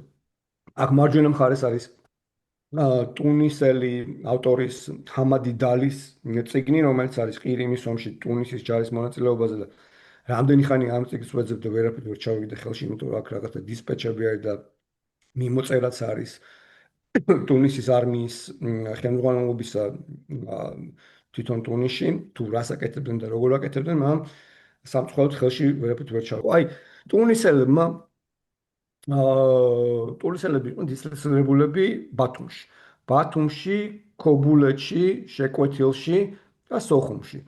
სულ იყო 12000 ტუნისელი, რომელიც აქ 1854 წლებში ჩამოვიდა. აჰმად ბეი, რომელიც ეს ძალიან ამბიციური ადამიანი იყო, მან რა საჯაისო რეფორმები დაიწყო, გიждდებოდა ნაპოლეონზე და უნდოდა რომ მისი ამ რაღაცას თავის სიტყვა ეთქვა, ასე ვთქვათ, სამხედრო ამბებში რა, ну ესეთი ადამიანი იყო რა, რომელსაც ამბიციები აწუხებდა, ასე ვთქვათ და ძალიან დიდი ვალები აიღო, ჯარი გარდაქმნა, მაგრამ მე ისე მოხდა რომ აუ გაყოლიფა რა თავისი ის რა ქვია ხაზინა ფაქტიურად და იძულებული იყო რომ ეს არმია დაეშალა. დააშალა თუ არა არმია, დაიწყო ყირიმის ომი. და როგორც წესი სულთანი აგზავნის თავის ფაშებთან რომ აგერ ურჯულოებს ღაზავათი გამოუცხადეთ და აგერ დაგვეხმარეთ. ნუ ეს სტანდარტული ფორმა იყო, არავინ არ ელოდებოდა საერთოდ რომ ტუნისი რამეს ჩაერეოდა, მხოლოდ რაღაც სიმბოლური, თქვათ, მხარდაჭერის ის იყო მოლოდინი, არც კი და ამ დროს აი ამ აჰმედ ბეის უკვე რაღაც ის ქონდა რაღაც სამედიცინო რაღაცა ქონდა ავათი მოკლედ ეს კაცი რა კვდებოდა უკვე და ესე ლოგინდა წამოდგა თქვა რომ მე ტუნისის არმიას ვავაგზავნე ეხა ის რა ქვია სულთნის დასახმარებლად და მოკლედ შეკრიბა რას კი ქონდა თავისი ოჯახის სამკაულები გამოიტანა და ვალები აიღო იმიტომ რომ თანხა უნდა ხო ამის გაგზავნოს ხაზინაში არაფერი აღარ აქვს რამდენი 1000 კაცის სხვაგან გაგზავნა ეხა იმ პერიოდის ლოჯისტიკი ძალიან რთული ამბავი იყო. მით უმეტეს ეს ყველაფერი უნდა გადაეხადა. მოკლედ როგორც იქნა შეაკოწდა ფული, ჩამოაყალიბა საექსპედიციო არმია, რომელიც თავიდან იყო რაღაცა 7000 კაცი, მაგრამ დაემატა კიდე 2 და მე კიდე დაემატა დაახლოებით 1000 ადამიანი. და გაუშვა სტამბულში, მიართვა სულთანს და უთქვა რომ აგერ ჩვენ გეხმარებით, რაღაცა ფულიც გაუგზავნა და ასე შემდეგ. სტამბულში ჩავიდნენ ამ ჯარს სარდლობდა ქართველი მამლუქი რაშიდი, რომელიც ყველაზე გამოსტილი და ყველაზე ისეთი კარგი სამხედროთ ითვლებოდა იმ პერიოდის ტუნისში და ყველაზე სანდოპირი იყო აჰმადისთვის, აჰმად ფაშასთვის. ჩავიდა სტამბულში, ეჩვენა, რა თქმა უნდა, თავისი ჯარი აჩვენა სულთანს, მოიწონეს, ასე შემდეგ და განაწილების ამბავი რო გადაწყდა, განაწილეს ეს ადამიანები შავი ზღვის აღმოსავლეთ სანაპიროს გასამაგრებლად. იმიტომ რომ მიხვდნენ რომ მაინც დიდად ბრძოლის უნარიანები ესენი არ იყვნენ. აქტიური საბრძოლო მოქმედებებში მონაწილეობა რა თქმა უნდა ამათ მიღებული არ ქონდათ.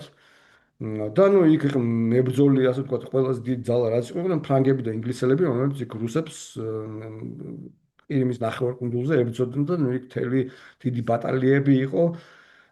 თავარი ომები მანთხდებოდა კავკასიაში, თავარი რაც იყო ის რომ რუსებმა ყარსის ციხე აიღეს, დიდი ბრძოლების და დიდი მსხვერპლის და მთელი ამბების შემდეგ. ტუნისელები კი რეალურად იყვნენ მხოლოდ ბათუმში. თუმცა გეგმაში ეგეთი რაღაცა იყო, რომ ტუნისის არმია ოსმალებთან ერთად უნდა წასულიყო და ქუთაისი უნდა აეღო და შემდეგში უკვე თბილისი უნდა წამოსულიყო. თუმცა ეს ვერ განხორციელდა სხვადასხვა მიზეზების გამო და ერთ-ერთი მთავარი მიზეზი ისიც არის, რომ ამ პერიოდის ბათუმში იყო საშინლად მოდებული ეპიდემიები, ტიფი, ქოლერა, ასევე მომარაგება იყო ძალიან დაბალ დონეზე, ასე ვთქვათ, კორუფცია იყო ოსმალურ არმიაში და ამათვის გამოგზავნილი ტუნისიდან გამოგზავნილი საჭმელი და მედიკამენტები რეალურად ამათთან ან დაგვიანებით აღწევდა, ან სრულად ვერ აღწევდა. მოკლედ ამ 10000 თუ 12000 ჯარისკაციდან რომელიც ტუნისმა გააგზავნა მაშინ რა ქვია გამოაგზავნა სულთნის დასახმარებლად დაახლოებით ნუ ნახევარზე მეტი ნამდვილად დაიხოცა ბათუმში ეპიდემიებით იმათ ბრძოლებში რეალურად არც მიუღიათ მონაწილეობა თუმცა ერთი ძალიან საინტერესო მომენტი არის რომ რაშიდია ეს ქართველი მამლუქი ვინც იყო და ვინც იყო ამ ექსპედიციის თავკაცი 1855 წლის ნოემბერში ეგეთ რაღაცას წერს თავის რა ქვია ფაშას რომ აი ხო რამდენიმე დღის წინ ჩემს ბიძაშვილებთან მომივიდო პატარა შეკინკლავება ანუ იქ რაღაცა პატარა სროლა და ისო ბიძაშვილებთან აი ამის უფლებას კი მისცაო თავს რომ ეს ეწოდებინაო იმ ხალხისთვის რომ ესენი ბიძაშვილები არიან ანუ რაღაცა პატარ-პატარა ისინიც სროლაც ჰქონდათ ერთმანეთთან. ხო, ეს უკვე ქართული მხარეა ვთქვათ ამ ყირიმის ომის მეომრების გურიის არმია იყო, გურიის ჯარი იყო, რომელიც ამ ტუნისელებს უპირისპირდებოდა, იყო პოლკოვნიკი ერისთავი. მარცხენა მხარეს არის უკვე კახელების ფოტო. მე რომ ვაფრო სულ რაღაცა მინდა რომ რაღაცა კავშირი მქონდეს ამ თემატიკასთან, ესეთი პიროვნული თქო. აი ამ ფოტოს მარჯვენა მხარეს უქვევით რო ადამიანის ის არის ჩემი წინაპარი ერთ-ერთი და რაღაცა პატარა ხელმოსაკიდი მანდაც ვიპოვე რა ესენიც მონაწილეობდნენ ყირიმის ომში. მე მგონი ესენი უფრო ყარსის და ახალქალაქის მიმართულებით, მაგრამ მაინც საბოლოო ჯამში ტუნისის არმია დაბრუნდა ყირიმის ომიდან სამშობლოში, ძალიან დიდი იმითი მიიღეს ეს ჯარისკაცები. ბეითიდან გამოვიდა ფეხზე, წამოუდგა გენერალ რაშიდს და უთხრა რომ შენ ამიერიდან ჩემ შვილად იწოდები, მედლები მისცეს. მაგრამ ამასთან ერთად რაღაც ეპიდემიები შეიტანა ტუნისში ამ დაბრუნებულმა ჯარმა და ასე ვთქვათ რაღაც მაინდა-მაინც პოზიტიურად და დიდად სიამაყით არ უყურებენ ტუნისელები ამ ამბავს. ეხლა ორით უკან რო გავიდეთ და მე მგონი წინ წავიდეთ, ხო. ხო, ეს არის ნახატი არის ორი, რომელიც ერთი აჩვენებს ტუნისის ჯარი როგორ გადმოსხეს ტუნისში უკან დაბრუნებული და იქ რაღაც ბეის ხელზე ემთხვევა რაშიდი და მეორე ერთ ცხენზე ამხედრებული რაშიდი, რომელიც ასე ვთქვათ აღლუმი აქვს გამართული ბეის ასახლესთან ომის დამთავრების აღსანიშნავად. ამის შემდეგ მოხდა ის, რომ ტუნის საკმაოდ დიდი ვალები დაუგროვდა და ასე ვთქვათ გაკოტრდა ხელისუფლება და 1891 წელს საბოლოოდ საფრანგეთმა პირდაპირ ანუ ოკუპაცია მოახდინა ტუნისის დაიპყრო ის და პირდაპირ ადმინისტრაცია დაამყარა, პირდაპირ მმართველობა დაამყარა ტუნისში. 1856 წელს მოხდა მარტო ტუნისის დამოუკიდებლობის აღიარება, მანამდე ისინი იყვნენ ჩვეულებრივი, ასე ვთქვათ, პროვინცია საფრანგეთის. და მნიშვნელოვანი ის არის, რომ ეს მამლუქები, რომლებიც ქართველი მამლუქები, რომლებიც ტუნისში მოღვაწეობდნენ, მათი შვილები, შვილიშვილები და ასე შემდეგ დღემდე არსებობენ და ძალიან ისეთი მნიშვნელოვანი მონაწილეობა მიიღეს ამ განთავისუფლების მოძრაობაში, პოლიტიკაში, ეკონომიკაში, კულტურაში და ასე შემდეგ, რაზეც უკვე ცოტა ხანში კიდევ მოყვები. მაგრამ გენერალ რაშიდზე, რომელიც აი ტუნისური არმიის ხელმძღვანელი იყო, მასე მინდა ორი სიტყვით რო ვთქვა ახლა. აქ ფოტოსაც ხედავთ, აი მარცხენა მხარეს გრავიურა და ფოტო. ეს ფოტო Facebook-ზე დაიდო რაღაცა ჯგუფებში და არ ვიცი ახლა რამდენად ეგ არის ან არ არის, მაგრამ კი გავს. ამბობენ რომ ეგ არისო, ეს ფოტო სხვაგან ვერცად ვერ ვიპოვნა. შემდეგი არის გრავიურა, რომელზეც რაშიდი ჩანს, ალბათ ეგეთი იყო, მაგრამ ვიცით რომ იყო გურიიდან. რატო ვიცით? იმ პერიოდში ოსმალეთის ერთ-ერთი გენერალი იყო, რომელიც ჩავიდა და ტუნისური არმიაც ნახა სხვა რაღაცებთან ერთად და დატოვა მოგონებები რაშიდის შესახებ, რომელიც წყვება ეგეთ რაღაცას, რომ ეს რაშიდიო ძალიან უბედური კაცი იყო, იმიტომ რომ იმ არმიაში მსახურობდაო, რომელშიც ასევე მისი გამტაცებლებიც მსახურობდნენ და ვინმე ჰასან ბეი არის დასახელებული. ჰასან ბეი ალბათ თავდგირიძეები იყვნენ ესენი, ვინც ბავშვებს იტაცებდნენ მაგ პერიოდის გურიაში. და როგორც ირკვევა, ეს რაშიდი იყო დაბადებული 1802 წელს დაახლოებით, იმიტომ რომ მისი გარდაცვალების ცნობაში ნათქვამია, რომ 65 წლის იყო და 1867 წელს გარდაიცვალა. გურიაში დაიბადა და სადღაც აი ტყესთან თამაშის დროს ვიღაცებმა გაიტაცეს. წაიყვანეს, გაყიდეს მაშინ რა ქვია, ტუნისში. იქ გახდა, რა თქმა უნდა, მმართველ წესთან დაახლოებული, იზრდებოდა რომელიღაცა მომავალ მმართველთან ერთად. ნიჭიერი ადამიანი იყო, ძალიან მოსწონდა სამხედრო საქმე, თუმცა იქ ერთ-ერთი ქალაქი არის სუსა, იმ სუსას ადმინისტრაციის თავმჯდომარე გააგზავნეს. ახალგაზრდა იყო ჯერ კიდევ, თუმცა აი ეს ადმინისტრირება და ადმინისტრაციო სამსახურები არ აინტერესებდა, მოითხოვა რომ სამხედროში გადამიყვანითო და მთელი ცხოვრება ამ თავის სუსას, არმიას და აი არმიის შექმნას და ჩამოყალიბებას მიუძღვნა, თუმცა ასევე დიპლომატიურ მისიებშიც აგზავნებდნენ, იყო საფრანგეთში ჩასული, იყო ალჟირში, იყო სტამბულში. ამ საპატიო ლეგიონის ორდენიც აქვს მას მიღებული და ბევრი ორდენებით იყო ასე ვთქვათ დაჯილდოებული. აი შემდეგზე რომ გადავიდეთ და ხო ეს ოსმალი გენერალი იხსენებს რომ ეს იყო ერთი ჩვეულებრივი გურული გლეხის ოჯახში დაბადებული ადამიანი და ვინ წარმოიდგენდა რომ აქვე დაბადებული ვიღაცა პატარა გლეხის ბიჭო ამ ხელ წარმატებას მიაღწევდა და ეს ოქროს ხვლებით ივლიდაო. ძალიან ნიჭიერი ადამიანი იყო, ბიზნესმენი იყო, ასე ვთქვათ, კომერსანტი იყო, თავისი ფერმები ჰქონდა, თავისი პატარა ქარხნებიც ჰქონდა, ასევე ძალიან დაინტერესებული იყო კარტოგრაფიით და თარგმანით და ოსმალურიდან გადმოათარგმნა რაღაცა სამხედრო ისინი რა ქვია წიგნები, შექმნა კარტოგრაფიული სკოლა, დღემდე ინახება მისი შექმნილი ეს სხვადასხვა რუკები და ასე შემდეგ.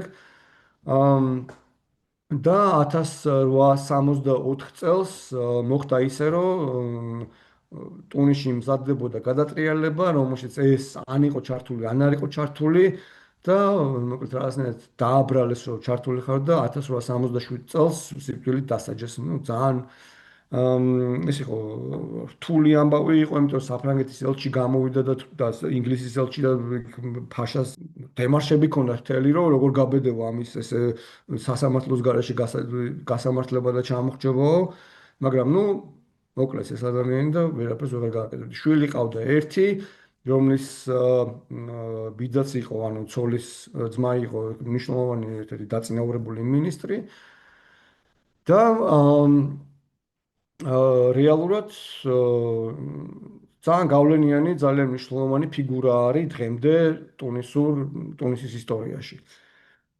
კიდევ ორი მამლუქის შესახებ ძალიან მოკლედ მინდა რომ გითხრათ, ძალიან დიდი ხანს რო არ დაუჭირ, ეს არის მუსტაფა აღა. ხო, მუსტაფა პატარა ჩამოვიდა საქართველოსდან. იყო ჯერ აღა, მერე გახდა ბაშ აღა, მერე გახდა ვაზირულ ჰარბ, რომელიც არის მისი რა ქვია სამხედრო მინისტრი. აი ისინი რა ქვია ყოველთვის ვეძებ ხოლმე ფოტოებს ან ფოტოებს ან ნახატებს ამ მამლუქებისგან მარტო ამისი ვიპოვე ამისი რაშიდის და კიდევ ერთის და ნუ აი ამ ნახატებზე არის გამოხატული ეს ადამიანი მას წერენ მისი სახელობის ქუჩა არსებობს ეს ლაღას ეგეთი ქუჩა არის რომელიც ტუნისშია მისი შვილიშვილები ცხოვრობენ იმავე ასე ვთქვათ სასახლეში რომელშიც ეს ცხოვრობდა და იყო ასევე საფრანგეთის საპატიო ლეგიონის ორდენის მფლობელი გარდაიცვალა თავის საკუთარ ბაღებში იქ თავის უბანი შექმნა რომელსაც დღემდე ქვია კრამ აღა კრამი არის ლეღვის ხე, ანუ აღას ლეღვის ხის ბაღებიო და ნუ ესეთი მნიშვნელოვანი ფიგურა იყო მის დასაფლავებაზე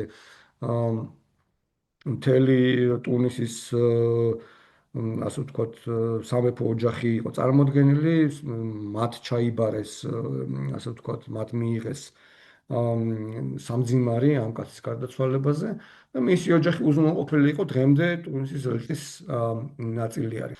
შარშან ვიყავი ტობას ტბაზე. ტობას ტბა მოგესწრებათ იმაში არის სამეგრელოს მთაში არის ულამაზესი ადგილია იქ რომ მიდიხარ ტელეფონი უნდა გათიშო. ჩადიხარ სოფელ მუხურში. ჩავედი სოფელ მუხურში მე და ჩემი შვილი მყავდა წაყვანილი გავთიშე ტელეფონი იქ ერთი კვირა ვიყავით ძალიან მომეწონა მეორე ჯერ ვიყავი მართალია. ჩამოვდი ჩავთე ტელეფონი და მომდის რაღაცა უცნაური იმეილი ვიღაცა საჰიბ ტაბა ეგეთი იმეილება, ამეთქი ვინ არის? წავიკითხე. არის კანადაში მოღვაწე ვინმე ტუნისელი ადამიანი, რომელიც იურისტი არის და ჩაიტარა დნმ-ის კვლევა. და ამის შვილიშვილი არის მუსტაფა საჰიბ ტაბა. ეს იყო პრემიერ-მინისტრი იყო ტუნისის. იმისი შვილიშვილი. და გვარად აღმოჩნდა ცირდავა. ანუ 47%-ით, ანუ სხვა რაღაცეებიც ამოვიდა, რამდენიმე ქართული გვარი ამოვიდა, მაგრამ ყველაზე ესე ძლიერი არის ცირდავა. ცირდავები არიან სწორედ მუხურიდან და მაგიტო გამეკვირდა, რომ სწორედ აი მაშინ მომივიდა ეს მესიჯი, როცა მეც მუხურში ვიყავი იმ პერიოდში და როგორი დამთხოვა არის ეს ამბავი. მოკლედ აქ არის აი მუსტაფა საჰიბ ტაბას ფოტო, ის 1795-96 წლებში დაიბადა. პატარა ბიჭი იყო, როცა გაიტაცეს თავის მასთან ერთად თამაშობდა ბაღში და ცხენოსანმა მოიტაცაო. ჩაიყვანეს სტამბულში, იქ მოხვდა მდიდარი ადამიანის ოჯახში, აღზარდეს და გაყიდეს ტუნისში. ტუნისში, რა თქმა უნდა, ეგრევე მოხვდა იმას, რა ქვია, მართველის კარზე და ესეთი რაღაცაა, რომ ასაკით პატარა იყო, მაგრამ ჭკუით იყო, დიდიო და ნუ ყოველთვის ის იყო რა, განსაკუთრებით მნიშვნელოვანი ფიგურა იყო ტუნისის პოლიტიკაში. ეს იყო აღმზრდელი და გამზრდელი რამდენიმე მართველი ბეისა, მათთან განსაკუთრებით დაახლოებული მინისტრი, იყო დიპლომატი, იყო პოლიტიკოსი და მისმა ერთ-ერთ შთამომავალმა ნადია სებაი ქვია იმ ქალს, ესეთი წიგნის დაწერა თავის დიდი ბაბუის შესახებ, მაგრამ მნიშვნელოვანი ფიგურაა დღემდე ტუნისის ისტორიაში და მნიშვნელოვანი ისაა, რომ ვიცით, რომ ეს ცირდავა იყო გვარად. ხო, ქართულ მამლუქებს ტუნისში ასაფლავებდნენ ჰუსეინიანების, ანუ სამეფო საგვარეულოს სასაფლაოზე. აი ეს საფლავები არის, ეგ მარჯვენა მხარეს არის ერთ-ერთი ქართული მამლუქის საფლავი. აა, ბევრი საფლავებია და ერთი 8 ან 10 ქართველი მაინც არის აქ დასაფლავებული. შემდეგ სლაიდზე არის უკვე ქართველების სასახლეები, ხა ესენი დღემდე ესეთ სახით აღარ არის შემორჩენილი, თუმცა ნაგებობები დღემდე არსებობს, აი მაგალითად მარჯვენა მხარეს არის რაშიდიო იყო ქართველი იმისი სახლი, რომელშიც მეორე უკვე კათოლიკური ეკლესია განლაგდა და დღეს უკვე რაღაც მიგდებული, მიტოვებული შენობა არის. მარცხენა მხარეს არის მუსტაფა აღა, რომლის აი ხო, სახელობის ქუჩაც არსებობს, იმისის სახლი, ეს პირდაპირ პლაჟზე იყო და აი ამ სახლის ერთ-ერთი ფლიგელი დღემდე არსებობს. კიდე ბევრი ადგილებია ტუნისში, ვიცი რომ ქართული ტურისტები ტუნისში ხანდახან დადიან ხოლმე და მნიშვნელოვანია რომ რაღაცები იცოდნენ და ნახონ, იქ ბევრი ადგილია საინტერესო და მათი შთამომავლებზე ორი სიტყვით ისი თქმაც შემიძლია არის რომ აი მარცხენა მხარეს არის ადამიანი, რომელიც არის დღევანდელი ტუნისის ჰიმნის ავტორი, და მისი დიდი ბაბუა იყო ასევე ქართველი მამლუქი ხაირად-დინი. შუაში არის აბდულაზიზ გორგი, გორგი არის ქართველი გურჯის ნიშნავს. ამისი აი ამ აბდულაზიზის შვილიშვილი დამიკავშირდა Facebook-ზე რაღაც მიმოწერა ჰქონდა. აი ვისი წინაპარ მისი შთამომავალიც არის სალმან გორჯი. ის მე ასად ანუ ესე წერილობით წყაროებში ასად მოხსენიებული არ არის, თუმცა იყო ერთ-ერთი ქალაქის გამგებელი, როგორც ეთყობა მე-18 საუკუნის ბოლო, აი მეორე-მეოთხედისკენ იყო, იმიტომ რომ ხა ზუსტად ვერ დავადგინე როდინდელი ამბავია, მაგრამ ნუ აი ეს გორგის სახელი დღემდე არის, აბდულაზიზი არის ასე ვთქვათ, აა ტუნისის აი ესეთ კუბიზმის და თანამედროვე აი ლადო გუდიაშვილი არის ხო, ტუნისელების დაახლოებით რო ავიღოთ რა. და სუმარჯვენა მხარეზე არის მეტროსადგური სლიმან ქაჰია. ეს სლიმან ქაჰიას ქართველი მამლუქი იყო, ძალიან მნიშვნელოვანი დაწინაურებული, მის ცოლი იყო ტუნისის ფაშის შვილი, სამეფო ოჯახის წევრი იყო და მის მამულებზე მეტრომ გაიარა და მეტყობა სადგურსაც მისი სახელით დაარქვეს. აი ძალიან მოკლედ, მაგრამ იმედია ძალიან დამღლოთ არა, ეგ არის ქართული აჰა. ტუნისში ქართული მამლუქების ამბავი. ხო, არა, ძალიან საინტერესოა დატვირთული სიახლეებით შემცველი და თანაც ეს ისეთი საკითხია, რომ არ ვიცი, რამდენი ხანი შეგვიძლია კიდევ გავაგრძელოთ. ეხლა იგივე ალჟირზე და სხვა იმედზე თუ გადავალთ აფრიკულ ქვეყნებზე, ამიტომ მოვიტოვოთ ცალკე, ხო, ის რომ მე იმაზე უფრო საფუძვლიანად ვილაპარაკოთ, მით უმეტეს რომ შესავალი გაკეთებული იქნება ამ ეპიზოდის სახით და ვინც ამას მოისმენს, იმისთვის უფრო ადვილი აღსაქმელი იქნება კიდევ უფრო შემდეგი ეპიზოდი, სადაც ჩრდილოეთ აფრიკის სხვა ქვეყნებსაც შევეხებით, ვინაიდან იქ ახსენეთ ჩვენ ალჟირი, ტრიპოლი და მაროკოც თავის მხრივ ალბათ, მაგასაც გარკვევით უნდა გარკვეულწილად, იმიტომ რომ ეს სახელწოდება მაღრიბიც გარკვეულწილად უკავშირდება, ხო, თავისთავად. ამას ასევე მე ვურჩევდი ჩვენ მსმენელს, რომ თუ ვისაც უყვარს ესეთი მხატვრულად დაწერილი ესეთი ამბები აღმოსავლეთში ქართველებზე, წაიკითხეთ თამაზ ნატროშვილის „მაშრიყით მაღრიბამდე“. კარგი წიგნია საკითხავად. ნამდვილად თან ახალი გამოცემაც არსებობს. რეპრინტი გააკეთეს ამ წიგნისა და ასე რომ ადვილად იშოვით ამ წიგნს და მე მგონია რომ ძალიან ისიამოვნებთ. ხოლო უფრო სამეცნიერო დატვირთული ლიტერატურა თუ გინდათ, გოჩა ჯაფარიძის საქართველოს და ეგვიპტის მამლუქები და ეგვიპტის მამლუქთა სასულთნო შეგიძლიათ წაიკითხოთ, ელექტრონულად ხელმისაწვდომია ან ბიბლიოთეკაში, ვინაიდან ახლა რუსთაველის ფონდის გამოცემული, რუსთაველის ფონდის წიგნები არ იყიდება უშუალოდ ფიზიკურად, თუ ბუკინისტებში არ ნახეთ, სადმე თუ ვინმე ასე თქო, ვინც მიიღო პრეზენტაციას და მე არ ჩააბარა ბუკინისტებში, ისე ვერ იშოვეთ მაგას ფიზიკურად, მაგრამ ყველას გირჩევთ ნახოთ ეს წიგნები. იმედი მაქვს, რომ ასევე შენც დაურთავ რამე სტატიას ან რაც გამოქვეყნებული გაქვს ამ თემაზე, ისეთი რომ მე დაბლა ლინკების სახით ჩაუგდოთ კითხველს, რომ გაეცნონ, ვისაც უფრო დეტალურად აინტერესებს, თქვა და აინტერესებს წყაროები და ასე შემდეგ ამ თემასთან დაკავშირებით, მე მგონი ასე უფრო ამომწურავი იქნება ნამდვილად ეს თემა. ძალიან დიდი მადლობა, ჩემთვისაც პირადად იყო ძალიან საინტერესო პოდკასტი, ერთ-ერთი ყველაზე საინტერესო პოდკასტი შეიძლება ითქვას, რაც ჩამიწერია და მეც მოუთმენლად ველოდები შემდეგ ეპიზოდს, რომელსაც ვეცდები რომ მალევე მოვაგვაროთ, რომ ისიც ჩავიწეროთ ახლო-მახლო პერიოდში, სადაც ცხელი არის რა თემა ასე ვთქვათ, რა ესე რა. მადლობა კიდევ ერთხელ, მსმენელს ვეთყვი რომ მოიწონეთ, გამოიწერეთ არხი, დაელოდეთ ახალ საინტერესო ვიდეოებს, ჩვენ გვაქვს როგორც YouTube, ისე Spotify, ისე Facebook გვერდი, სადაც გვდებ ხოლმე სიახლეებს, ასე რომ ყველგან იყავით საქმის კურსში. ნახვამდის მომავალ ეპიზოდამდე გემშვიდობებით.